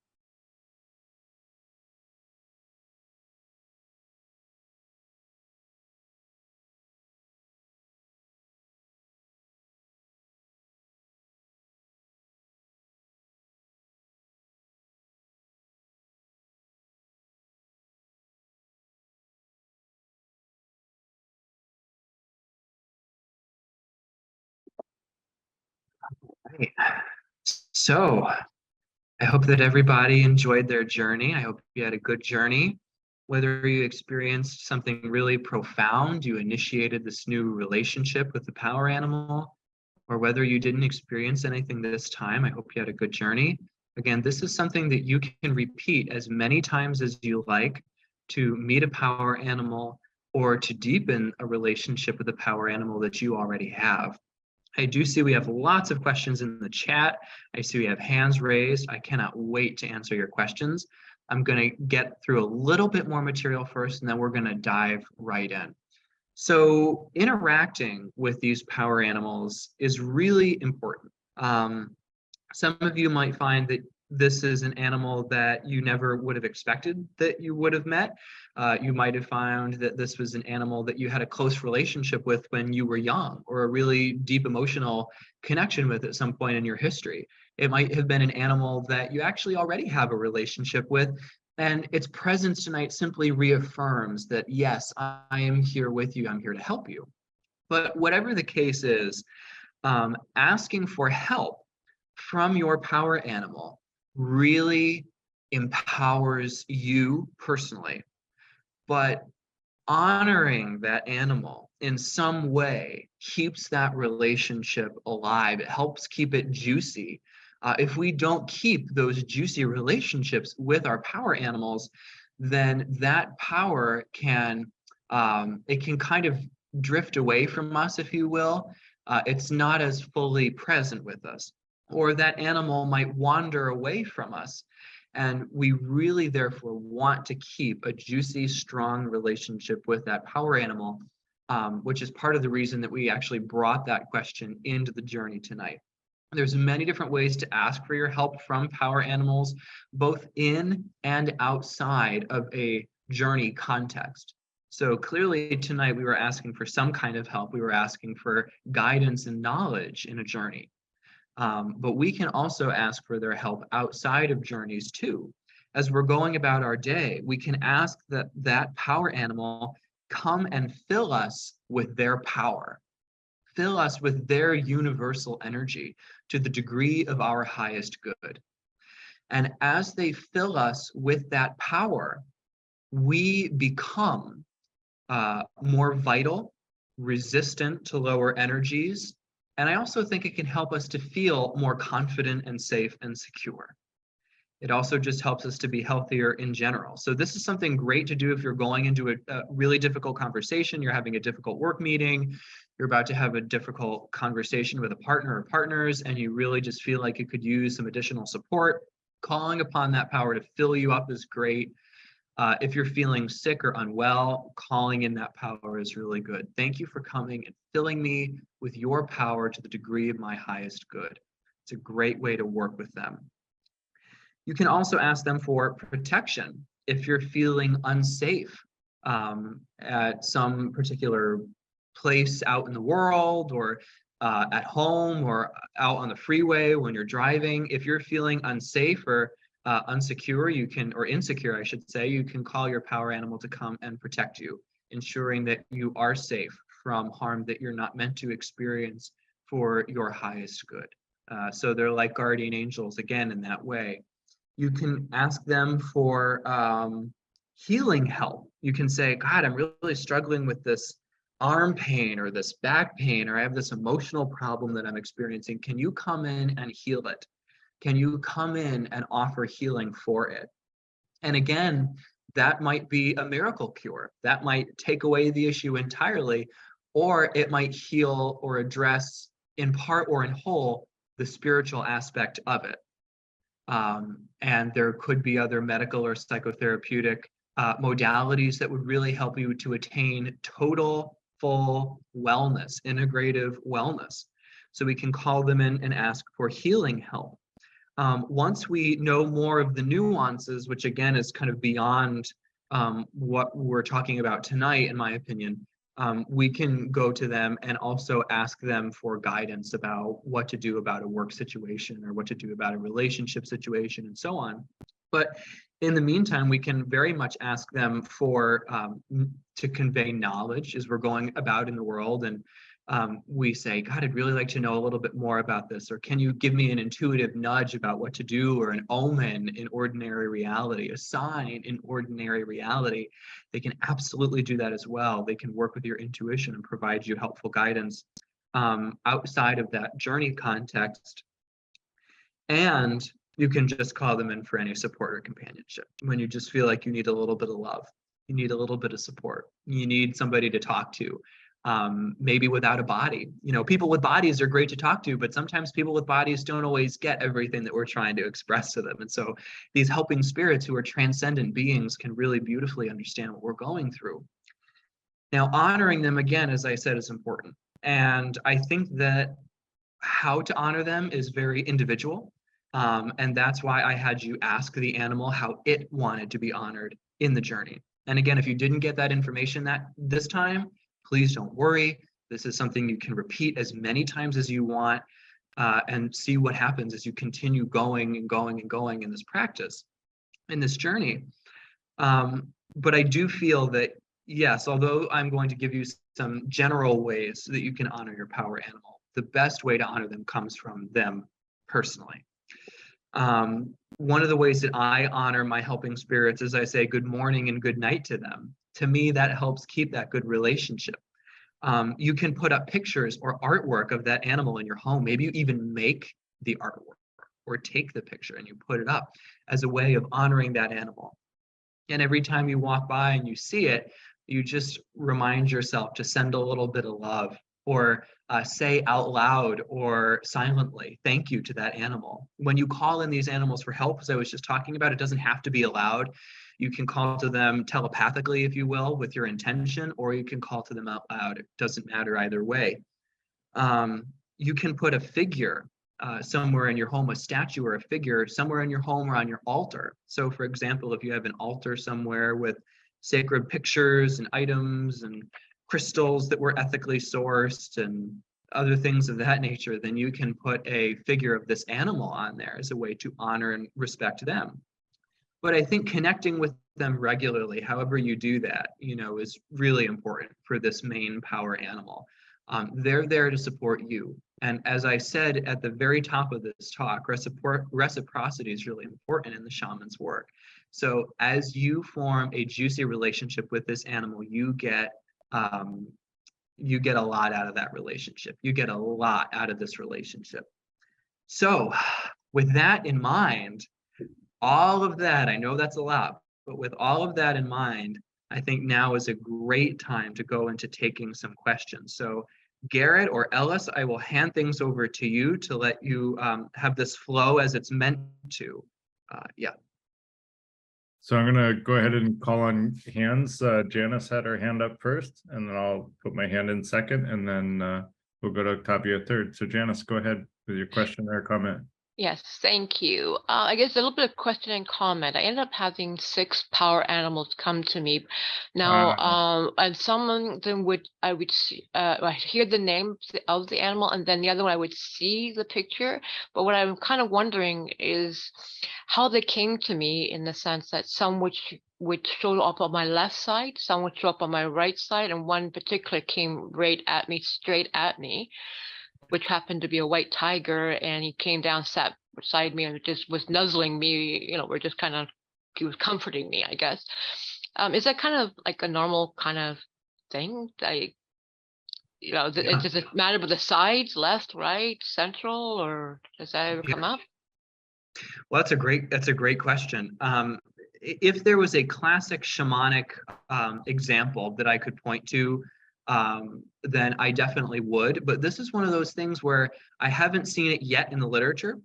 And therefore, rather than offer you a more anthropological answer, I think what I would say is repeat the journey and ask them, what's the significance of this? Why are some of you appearing on my left side and some of you appearing on my right side? This white tiger coming right at you, that's a very powerful experience. And having it sit next to you and comfort you, that's its own kind of powerful experience. And so I can't think of any examples at the moment that I could draw on and offer you a really substantive answer. I think the most substantive answer I could say is repeat the journey and see what your helping spirits tell you. Because even if I could think of an example, I've seen people say that left side means this and right side means that. It might be completely different for you because this is very individual. So yeah, I think that go back and ask the question and see what you learn. Does that help? Sure. The first thing I thought of was my left side logical, right side creative, and the central one coming that I have a balance between both. That's the only thing that came to me, right? That's me thinking, though. That's not from them, right? Yeah, I know our egos and our human minds are not always so good at figuring out the meanings of things. I see this all the time with my own work, where I'll go to my helping spirits and I'll have a healing client, for example, and I'll say, oh, I bet they have this health challenge. And they're like, well, that's a nice theory, but it has nothing to do with what's actually going on for them. So I would say that, yes, that's a great starting place, Janice, and go back and see what it is they tell you. Yeah, great question. Thanks, Janice. All right, I had a weird experience, Garrett. I was skeptical about whether or not, I'm not so good at trance type stuff, but I like the thing that came to me when you said it may be something unexpected was a pterodactyl. Is that possible? Oh, that's absolutely possible. Yes, very often people receive animals who are either extinct or mythological. Some could even make the argument that the mythical animals are the extinct animals of many, many years ago. that history simply has not recorded. Now, in your case, a pterodactyl is something that evidential history has very much recorded. So yes, it is absolutely possible, no matter whether the animal is here with us or long gone, to have them as a power animal. Yes. Cool. Octavio, go ahead. I'm going to try to Google what a spirit animal the pterodactyl means. My question is, are we always interacting with the spirit world, or is it only sometimes? And do only some people interact with the spirit world, or does everyone? Yeah. Oh my goodness, Octavio, that is a fantastic question. It is so big that I could probably only address it in part. But what I will say is, in reference to is everybody always interacting with the spirit world, I think that the spiritual realities are always very much parallel to our own. It's not separate from our own world, our physical world. It's very much parallel to it. And so many of us, as we're going about our lives, we do receive intuitive hits about various things, feelings that come to us, or visions that look like daydreams, or there's some kind of sign or omen that interacts with us. As I was talking about, we might wake up every day and say good morning, good night to our power animals. So I personally do feel that the spirit world always has a place with us and is can always interact with us. It's always capable of, the spirit world is always capable of interacting with us. Whether we are fully aware of the spiritual reality in any moment, I think, is the big question. Because shamans and shamanic practitioners work very much with a discipline where when we're in ordinary reality, and in our ordinary state of consciousness, we are fully here. We're not straddling two worlds at the same time, where we're half here and we're half there. If we're here, we're fully here. And if we're fully in the spiritual reality, then if we're going over there, then we're fully in that reality. So shamans work with a really clear discipline. But having said that, it is not possible to fully separate the spirit world and the physical world. So we do receive intuitive insights and messages from our helping spirits throughout the day. Now, in terms of your second question, can only some people, I think it was something to the effect of, can only some people interact with the spirit world? Was that it, Octavio? Okay. I'll go with that. So personally, I feel that everybody can interact with the spiritual realities. Everybody, I feel, is equally intuitive, that nobody is more or less psychically gifted than another person. I think the big question boils down to, are we aware of our psychic senses? Do we know their language? Do we know how to, in a disciplined and effective manner, interact with these spiritual realities? So I think through training or personal experience, people can learn how to do those things. Not everybody is going to learn that, but I think everybody has the potential to do that. Does that help? Okay, I think mute might be a problem, but I hope that helps. And if it doesn't, then please let me know. Yeah. So who do we have next? I see we have Shay and Katie who have their hands raised, but I'm not sure who was first, Garrett. Katie's first. Okay, Katie, let's hear it. Yeah, in Christianity, the separation from God, because we kind of view this world as a test. Why is there separation between ordinary reality and this parallel world? Oh my goodness, that is another fantastic question. I can personally offer you my own theory, which I think to some degree would be backed up by my own firsthand experience and what I've been taught. But to tell you the truth, that is such a big and beautiful question that I probably would not be able to do it the same level of justice that your power animal would be able to do it. So my best recommendation would be to repeat this journey and see what happens if you ask your power animal that question. It might be a question that when you ask it, without any further shamanic training, you get a really fantastic answer. It might be a question that you want to learn a little bit more about shamanic practice in order to fully interpret and work with what they're telling you. But I think that they're going to be the best entity to really answer this. Having said that, my own theory is that we as human beings are here to have an experience, and that this middle world, this world of duality, is a fantastic place for living beings to be, to evolve and grow and become more than we were. And to have that experience and that learning is a real gift, and it's a fantastic opportunity. It's Earth School, or it's like an educational retreat. For some of us, it's more like an educational boot camp, but it's like, it's a big educational experience. So to me, it feels like learning. But there are shamanic practices in which we can go and learn more about that. And thankfully, there are no gurus in shamanism. There are no outside authorities. The human teachers are not the ones with the big knowledge, which is good, because it's such a big question that I don't even know that I'd be able to do it justice as a human being. So that's my theory, that it's about learning and evolving, and that's why there's a separation. But I think your helping spirits would be able to answer that really beautifully, Katie. Yeah, great question. Shay, go ahead.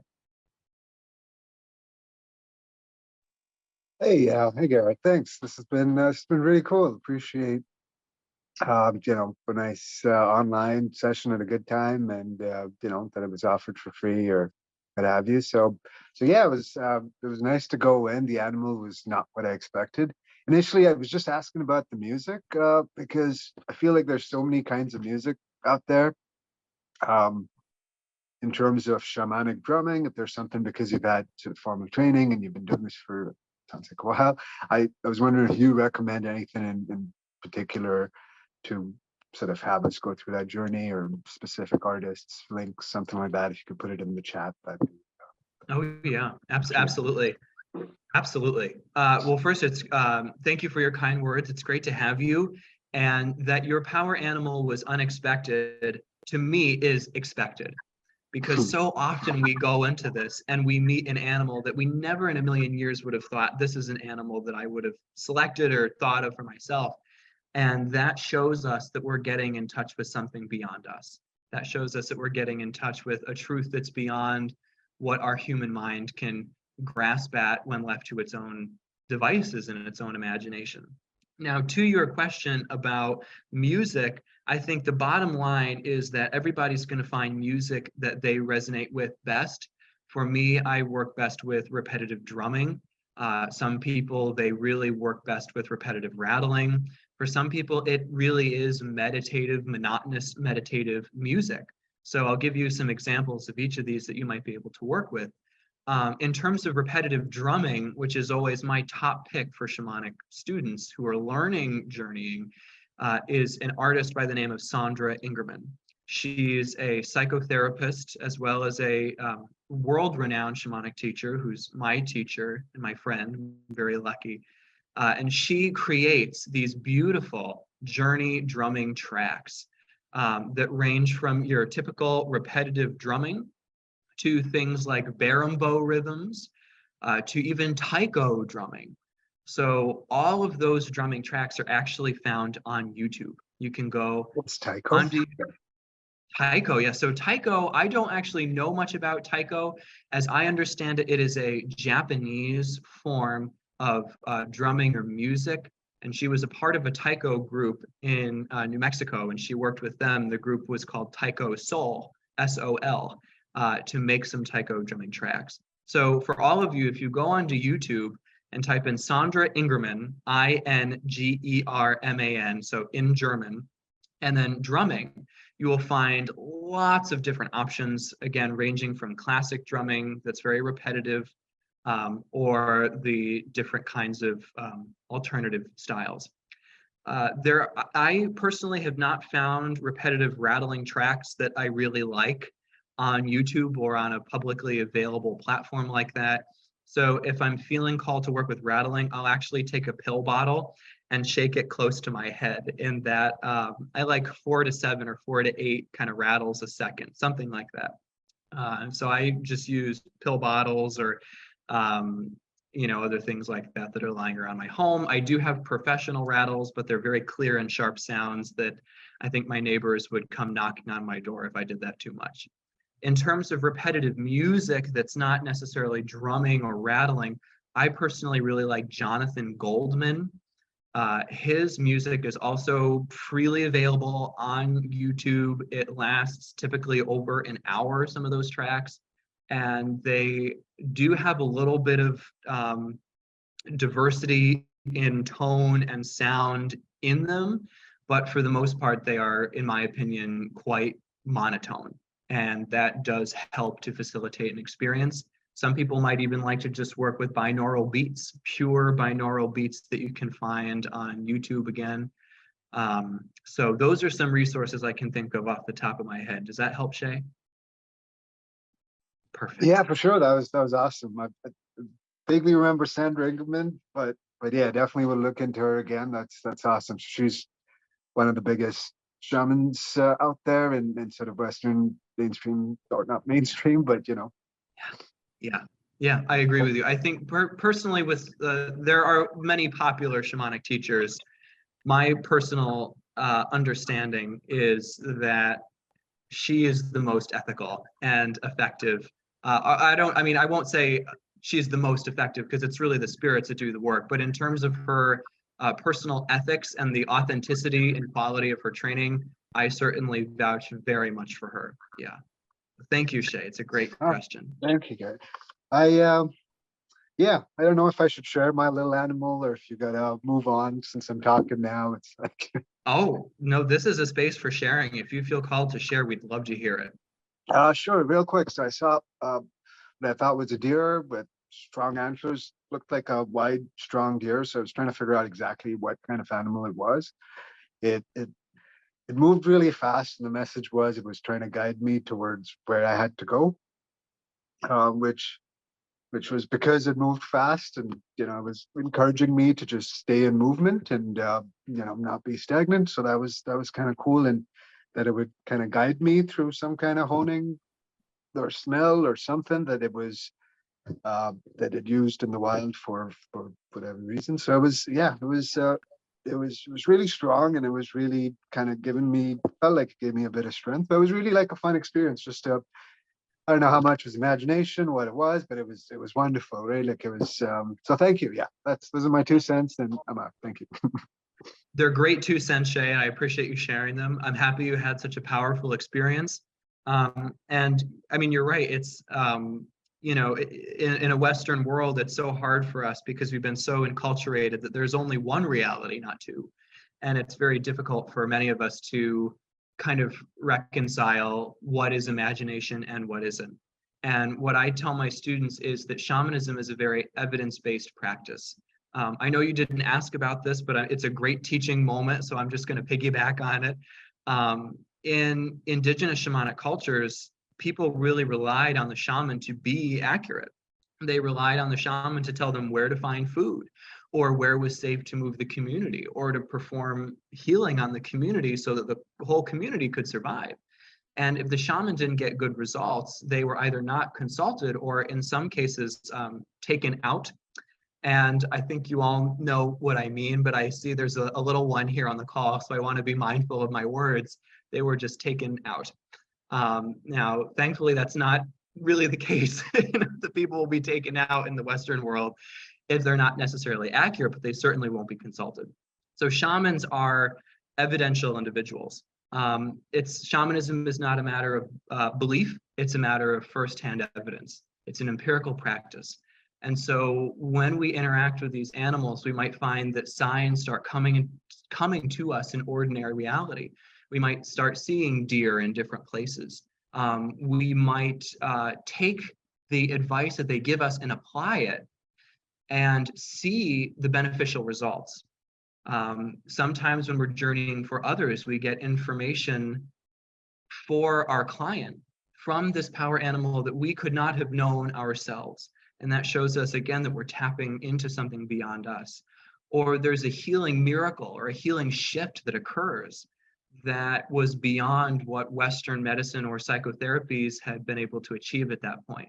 So really, when we struggle with the question of is it imagination or is it not, we always go back to what are the results? What was the result of integrating this? What was the result of seeing this? What was the result of this healing work? So we're always looking at the results. So that's a great, thank you for bringing that up, because I'm imagining there were other people that were thinking that same thing.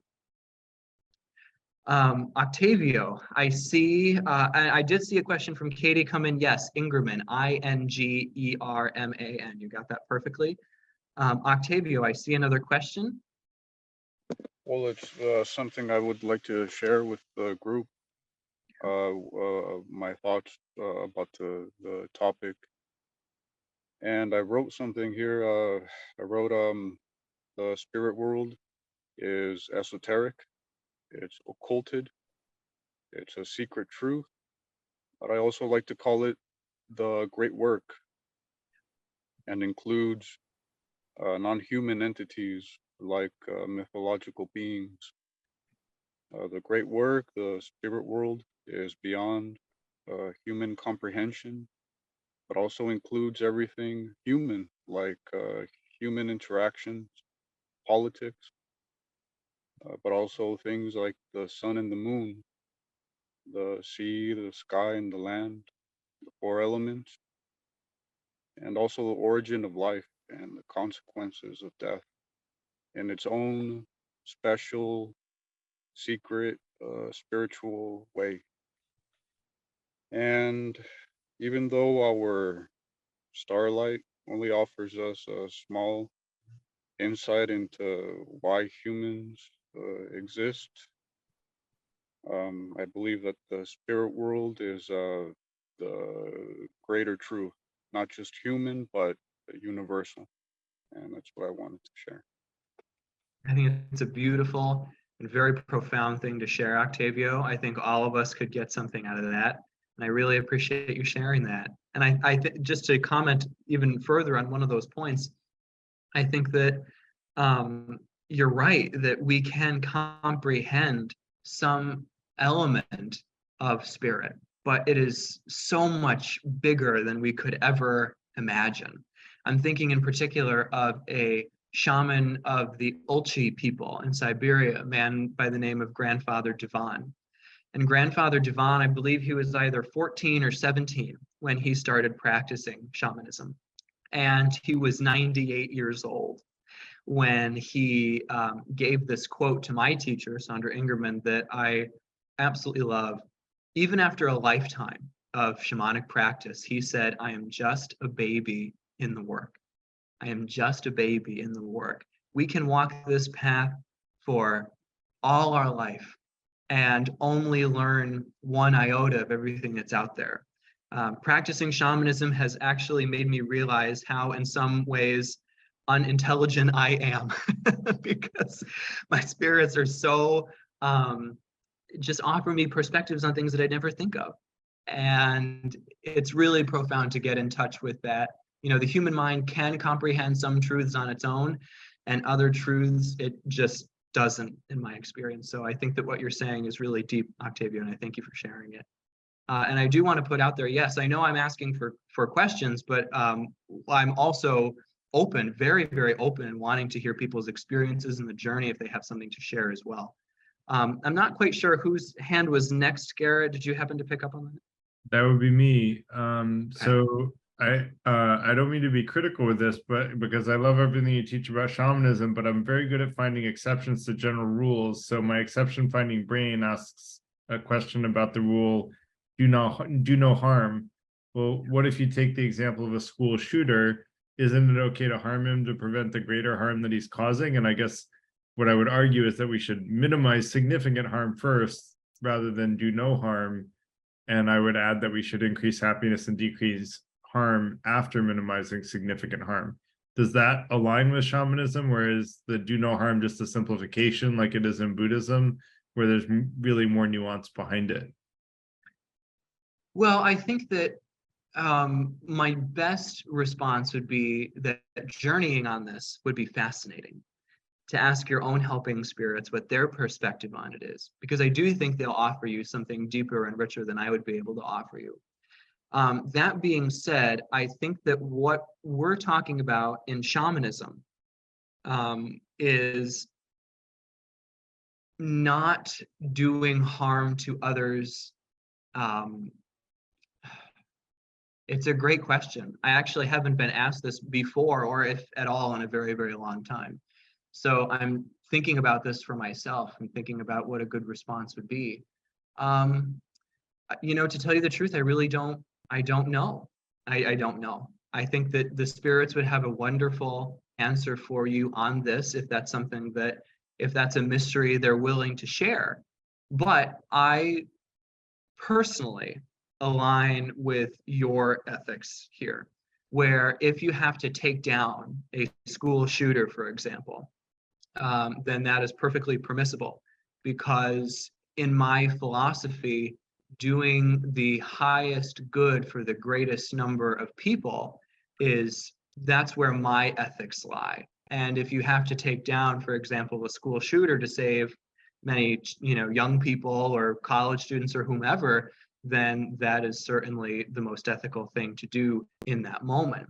At the same time, if somebody came up to me and said, well, how about I use my spiritual practices to curse a political leader that I feel is doing a tremendous amount of harm, putting in place very regressive policies or policies that I don't agree with, I would really caution that individual that even if they felt that cursing that person would in some way minimize their power or will or desire to pass regressive policies like that, or I would really caution that person that to use spiritual means to impact somebody consciously in a harmful way like that will come back to them 3 times over, which is what shamanism teaches, that to do harm to somebody intentionally,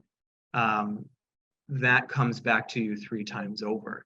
Now, whether or not that applies, again, to every single context is a great question. I really don't know. But I'm holding these 2 different truths. You know, we don't want to curse people we don't agree with, even if we feel I have that. I have an answer to that, Garrett. I have a good curse I use in that example, which is I wish you wisdom. And I wish them wisdom, and it's actually their egos that are preventing them from seeing the wisdom. And so it is in some respects a curse, but it's a curse in the positive direction, trying to help them find wisdom on their path, because I think we're all on this path of learning, and wishing someone wisdom that's causing harm is, I think, the best we can do other than preventing them from causing harm, which is what the school shooter example is about. So yeah, and I almost wonder if wishing them wisdom is really a curse at all, because from a shamanic, that's why I said it tongue in cheek, not as an actual curse, but for them it would feel like a curse, because that wisdom is going against what their ego is telling them, which is where they're stuck. And so it's I said it tongue in cheek as kind of a joke. Yeah. And then the question becomes, if they feel that it is a curse, you know, if they feel that it is in the moment to their ego, does it feel that way long term once they come in touch with truth? So these are very deep truths that you're touching on, Garrett. And I, as an ego, wish that I had the answers, because I'd love to feel that self-satisfaction that I knew, but I don't. But I know your spirits do. Yeah. Thanks. And Janice is next. Janice, let's hear it. Hi. Well, since you brought up that anyone could describe their journey, I'd like to just a little bit, but I also just wanted to touch on what Garrett said with regards to his first example. That is what you would consider a righteous kill. Sorry for that word for the young lady there, but so that's that take on that, and the part about having put a curse on something, I don't believe in that. I'm totally the opposite. I just say things more like send them love, teach them compassion. I ask the upper beings to, to do something. I don't wish nothing on anybody else. That's not up to me to decide. I would never do that. And so I just kind of just say, send them love, teach them love, so they know what love feels like. Maybe they don't know what love feels like. So maybe when they feel this love, they can have a change of heart. But again, that doesn't come from me. It comes from them, the outer world. Anyways, my journey quickly. I thought it was very unique when we first started opening up. My opening was not actually in the ground. It was actually almost like I was already in the cave, or this big huge tree trunk actually that was just opened up there for me. I was already standing in there. I was looking at my green space. And I turned around, came down and came out, and I was just like in this beautiful lush green forest with a nice stream of river water and these flat rocks. And I just kind of sat down. And for me, what happened was immediately was when you asked for the power animals to come, all of a sudden I heard bobcat. Second one, I saw visually lynx. The third one was when the white tiger came through the forest directly at me. Then I heard wombat. So I was I didn't know what a wombat is. I've heard of it, but didn't know what it was. I had to look it up. Then the other one was frog spirit. They actually said frog spirit. They didn't say frog, it just said frog spirit. Then the next one after that was a white horse, which I saw visually. And yes, when I asked them about, what's going on, whatever, and they just basically told me, actually, I wrote it down. I think I closed it off, but they said to help me with forgiveness, to enlighten me. And they told me that they're here with me always, and I'm always connected with them. So I thought that was kind of cool. Anyways, that is immensely cool, Janice. I love that, and I appreciate you sharing that. I think it's interesting that you got several different types of cats and that you got 2 white animals. I wonder if there's a meaning behind that. And if there is, your helping spirits would definitely be able to illuminate that for you. Were you going to say something? Yeah, I was just gonna say, yeah, because actually the lynx and the bobcat are kind of on the grayish to the whitish tone, right? Which I thought was interesting. But my ego was saying that with regards to the tiger, when he was coming for me, I thought, oh, maybe I used to have a cat named Tiger. Maybe he's coming for a visit. I don't know. But I mean, that's just my ego talking at that point. Yeah.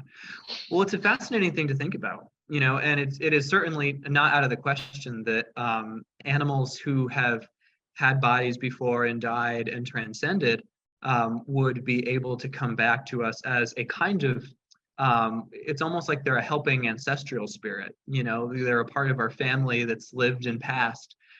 So they're certainly able to operate as helping spirits. Very quickly, I think that what you were sharing about your ethics is very much in alignment with where my ethics are. I do certainly believe in righteous kills, as in the case of the school shooter example. And at the same time, I also don't feel that it's my place to, in shamanism, we acknowledge a practice called sorcery. Classic shamanism does not promote the practice of sorcery, but we acknowledge the practice of sorcery.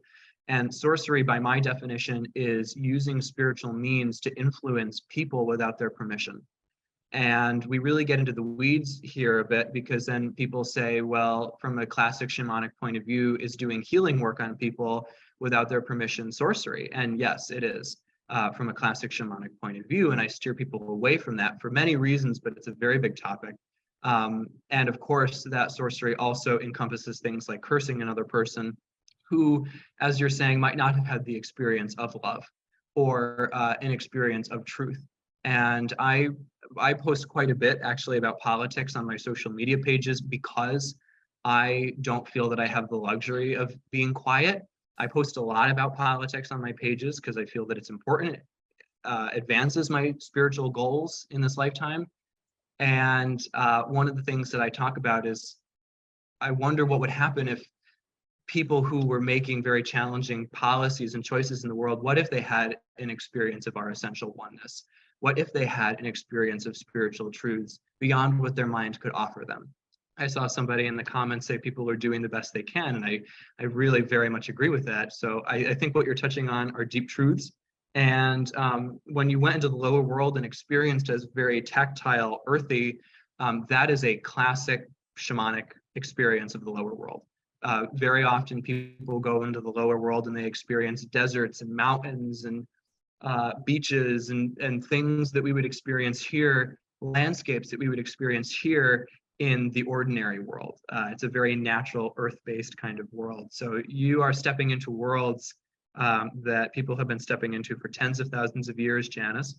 And even if people had a different experience of the lower world is not meant to be a one-size-fits-all place. You go there and have the experience you have, and it's perfect, tailored for you by the spirit. So if you had a different experience in something very earthy, it's still the lower world. It is the door in the lower world that needed to be open for you to meet your needs. So Janice, a beautiful share. I thank you for starting us on those topics. Thank you. I just want to just touch base on the word you say, acknowledge sorcery. So you're saying it's bad? Well, what I'm saying is what I would leave it up to the other realms to take care of instead of me. You call that sorcery? Well, I would call sorcery if you, for example, or I, because in shamanism, we have a practice called, for example, soul retrieval, where we help a person become more present and more healthy and vital. If I was to, for example, say, here's a political figure that I really don't agree with at all, I feel like they're doing a lot of harm. If I could just give them a soul retrieval, I wonder how they would change. Now, obviously, this person hasn't asked me, walked from the White House down to my apartment and asked me for a soul retrieval, so I would be doing that without their permission. And that would be sorcery from a classic shamanic point of view, because I'm doing something for somebody without their want, without their permission. But when I think about wishing them well or sending them blessings, I don't necessarily equate that to sorcery. I more equate trying to change people on a spiritual level without their knowledge as sorcery. And certainly it has a very different flavor from sorcery that somebody would practice to harm another person consciously. Well-intentioned sorcery can still cause harm, but wishing somebody blessings or wishing them well, I would not necessarily classify that as sorcery. Does that make sense? Okay, so what I do is not actually sorcery then, because I was asking them to send them love and compassion. That's I think sending somebody love, sending somebody compassion, that's not something that I would really be very quick to say is sorcery. If you want to journey to your helping spirits and ask how if they have an opinion on that, that's fine. But I know lots of us hold, a lot of my colleagues and I who are very aware of our boundaries with sorcery. We hold people in love, we send them blessings. So I would not necessarily say that sending somebody love is sorcery, no. okay. Thank you. And I don't believe in the righteous K either, though.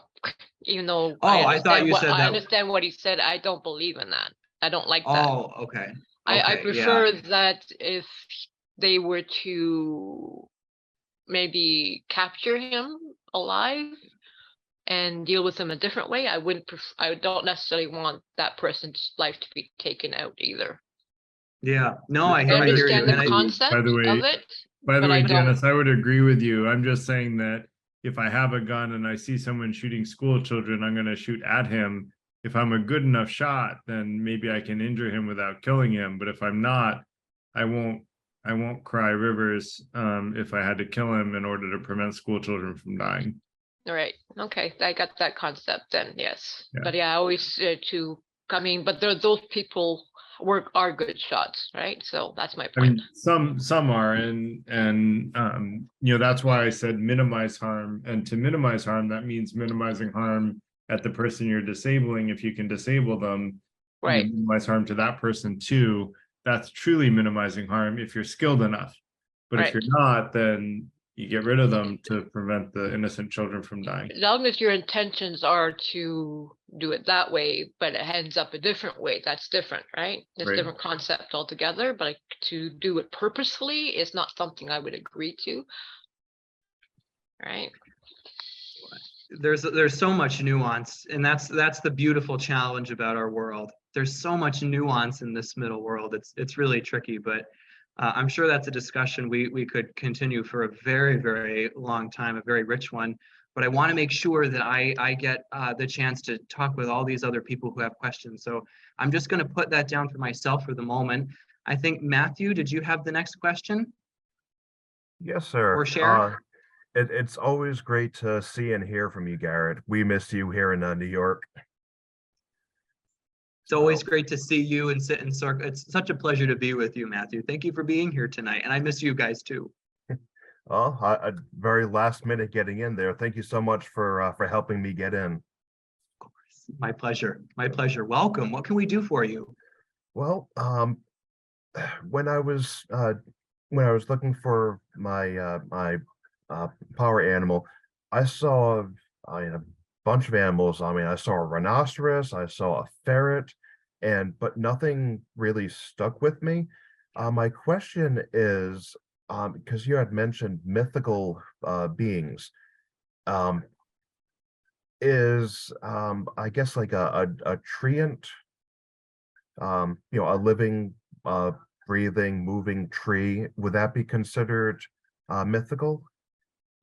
It's a great question. I personally would consider a tree to be more of a guardian spirit or a helping spirit, that just a helping spirit in general, rather than a power animal.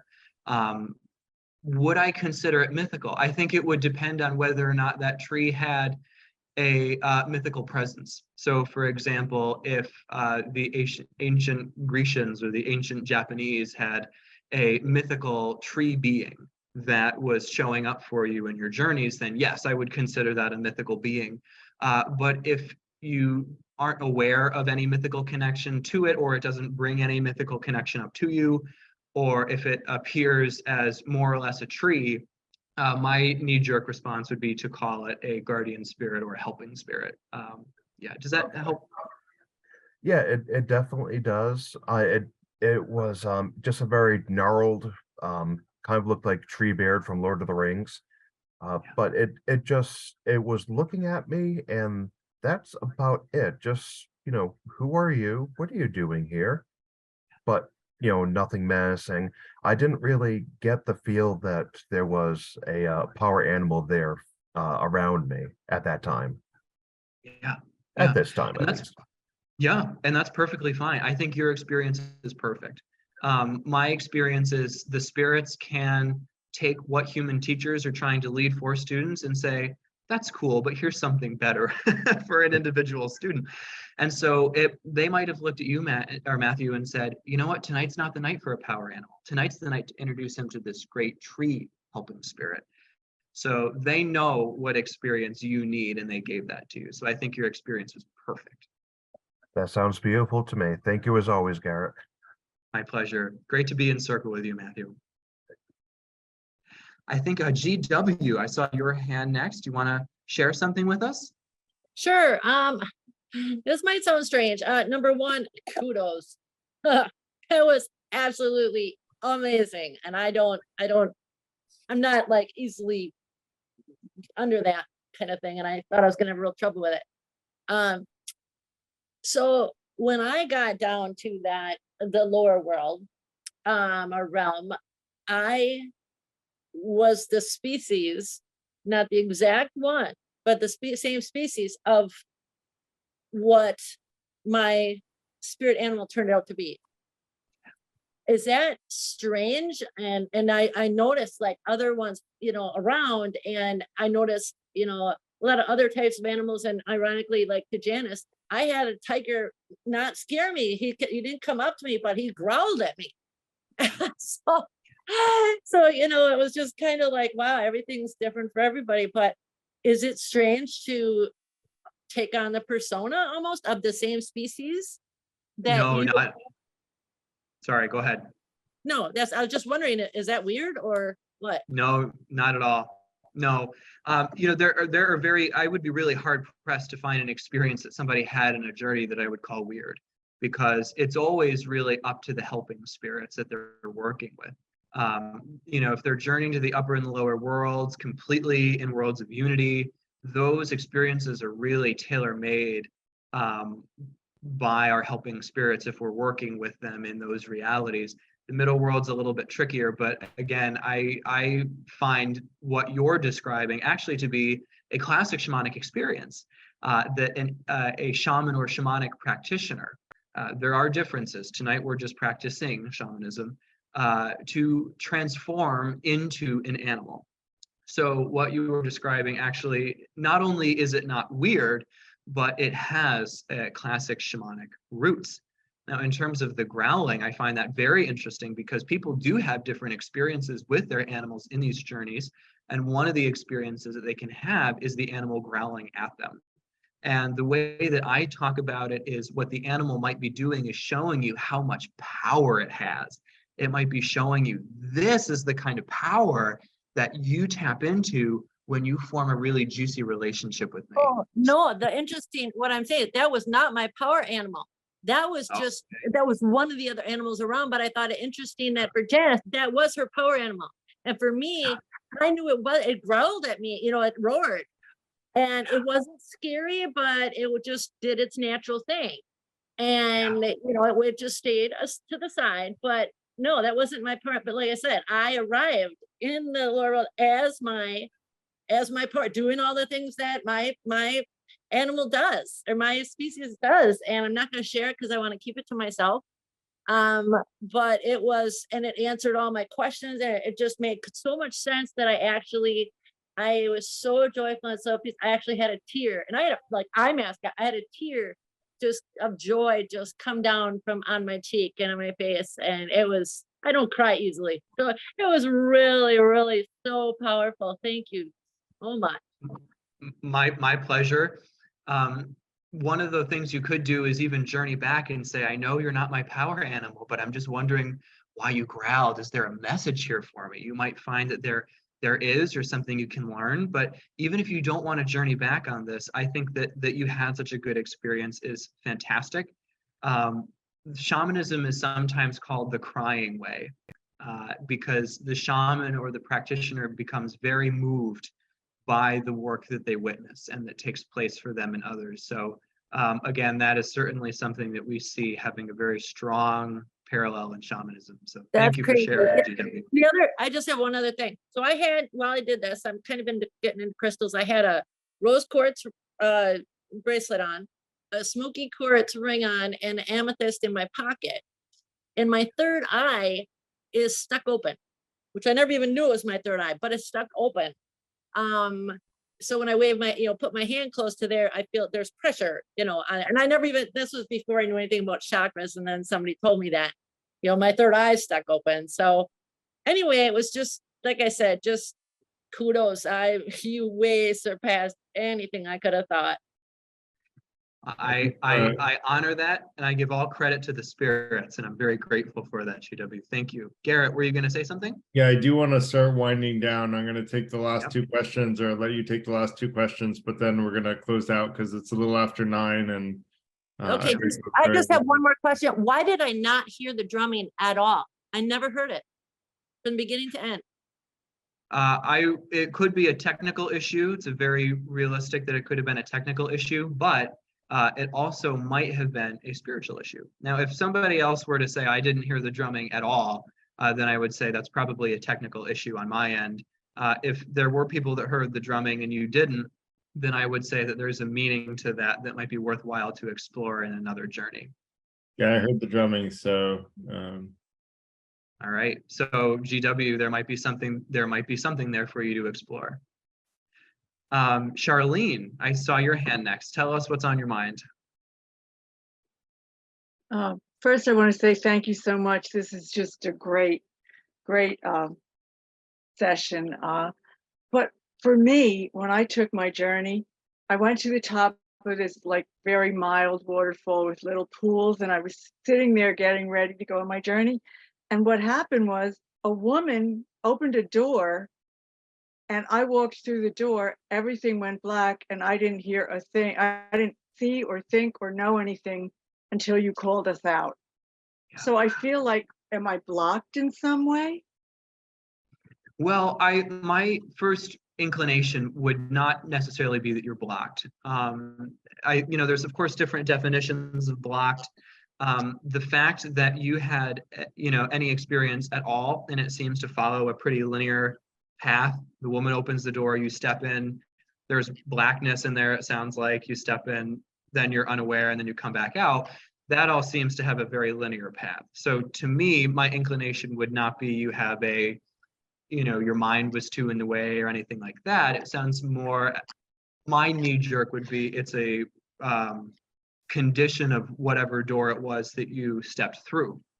I think that there is a possibility that this has a deeper meaning, which if you repeat the journey and you go down through a tunnel, that appears for you, you exit into the lower world, you meet a transcendent spirit, and you ask them, what was the meaning of that? They might say, well, here's the deeper meaning of it. It also might be that here in this middle world, sometimes we just interact with spirits that are not necessarily fully qualified to help us. And so they wanted to show you something, but it wasn't necessarily a power animal that was showing something to you. So I don't actually know what the nature of that was. And that's the beautiful challenge of shamanism, is that I know so little about people's individual experiences. But what I can offer you in this moment is methodological advice, which is follow the drumming, go on back down fully into the lower world, talk to a fully transcendent spirit there, and see what their perspective was on it. And if they say, actually, yeah, that was a helping spirit, a fully transcendent spirit, then that might be somebody that woman that opened the door might be another really rich connection for you, Charlene. Okay, thank you. Yeah, great question. Great question. Shamanic. And Suna. It's Shamanic. Shamanic. Yeah. Yes, go ahead, Shamanic. You're the last one. Yeah, thank you. And thanks for pointing that out, Garrett. Yeah, it's No Shamanic. worries. So I was going to say, when you see your spirit animal, how do you know what that spirit animal actually means? And another question is, when you actually see your spirit animal, how do you know what he signifies or what it signifies? And second point too is there a reason as to why different people see different spirit animals? Yeah, well, I think that to answer all of those points in one full breath would actually be possible, because the answers are all, it depends. It depends on the individual. So for example, why a tiger came to GW might be very different to why a tiger animal came to Janice. They might be the same animal, but they can have very different meanings. Much in the same way that we have different relationships with people in our lives here in ordinary reality, those animal oversouls can have very different relationships with human beings and different things that they want to help us with. So if a monarch butterfly is with me for transformation and healing, they might also be with you to help you find grace and forgiveness, or to heal a particular physical issue. It's really all very much an individual thing. So to discover, why are you showing up for me, power animal? What is your meaning? What would you like to help me with? Those are questions that you would ask within the journey. In this case, there are other ways to get that information, but tonight we're just talking about journeying. So you could go in and ask, why are you with me? What do you want to help me with? And get the answers that you need there. And what was your last point? And the second part was, I was wondering, why do different people, when they go on the journey, they see different animals? So it's unique for every person, right? The question is, Yes. why? It's not, as you pointed on the first part, it's not, the animals aren't archetypical, as in they signify a singular idea. They can be different for different people. Then again, different people also see different animals, and that's also, the fact that it happens is interesting, and I'm just wondering why it happens. Yeah, well, I think it's all depending on what the person needs. So I do think it really depends on the individual journey or the individual practitioner, based on where that person is at in their life, what kind of healing help they need, what their own evolutionary lessons are about. Different animals might show up that would like to help that person with something. I have a power animal that actually has, sometimes power animals, they like having their identities revealed, and sometimes they say, let's just keep this between us. It will be our nice secret. So I have a power animal that teaches all my classes through me and supports what I teach and tells me what to teach and so on. And the form that he takes actually has absolutely nothing to do with teaching in the strictest sense. But he's an animal that's been with me for many lifetimes. And this is just what he's volunteered to help me with in this lifetime. So maybe they just have a personal connection with you and want to find a way to help. So really, why they're here with us is so individual. What they can help us with is so individual. And that's why I tell people, don't waste your time Googling what the animal means for you or looking in books what they mean, because you're going to get information, yeah, but it was information for the person that wrote the article. It was information for the person that wrote the book. It might have absolutely nothing to do with what the animal means for you. So shamanism is so individual, and what you're asking really taps into that deep individualism and spiritual freedom of shamanism. Does that help? Yeah, thank you very much, Garrett. Perfect. My pleasure. My pleasure. Garrett, I know we need to end. I'll hand things over to you. Yes, I do want to close out. I get up really early in the morning, so 9 o'clock is really when I need to cut off. We went a little long tonight, but I do want to thank you so much, Garrett Jackson, for hosting tonight. Really appreciate the journey, and I was skeptical that I would find a power animal, and I did, so I'm impressed with that, and I definitely was shocked by which one it was. I will say I did start doing some Googling before you suggested not to, and I found that the name of well, anyway, I won't go into detail, but the name of the animal was relevant, so in its native form. So but anyway, hope that everybody has a great night. Thank you all for coming and for your great questions and comments. Hope that you all will come next week. We're going to talk about a hypothesis for how Trump got elected as president, which was a surprise to most people. And so, I'll talk about my hypothesis on how that happened, and welcome feedback and suggestions to the contrary. Maybe someone has a different opinion that's more correct, but I'll give my hypothesis. And like we always do in the Freethinker Institute, we'll have a marketplace of ideas where everybody shares their opinions politely, and we'll all come out learning something, hopefully. And that's really the goal, is to help each other on this path of this path and journey to learning, which is one that I think we're all on. I would argue that's the purpose of us being on this earth, is to learn. And so let's embrace it and learn all the wisdom and knowledge that we can, and help others do the same. So thank you all for being a part of tonight's learning. Thank you, Garrett Jackson, for leading us in that learning. And I hope you all have a great night, and hope to see you again at a future event. Thank you. Good night. Good night, everyone. Thank you so much for joining me. Many blessings.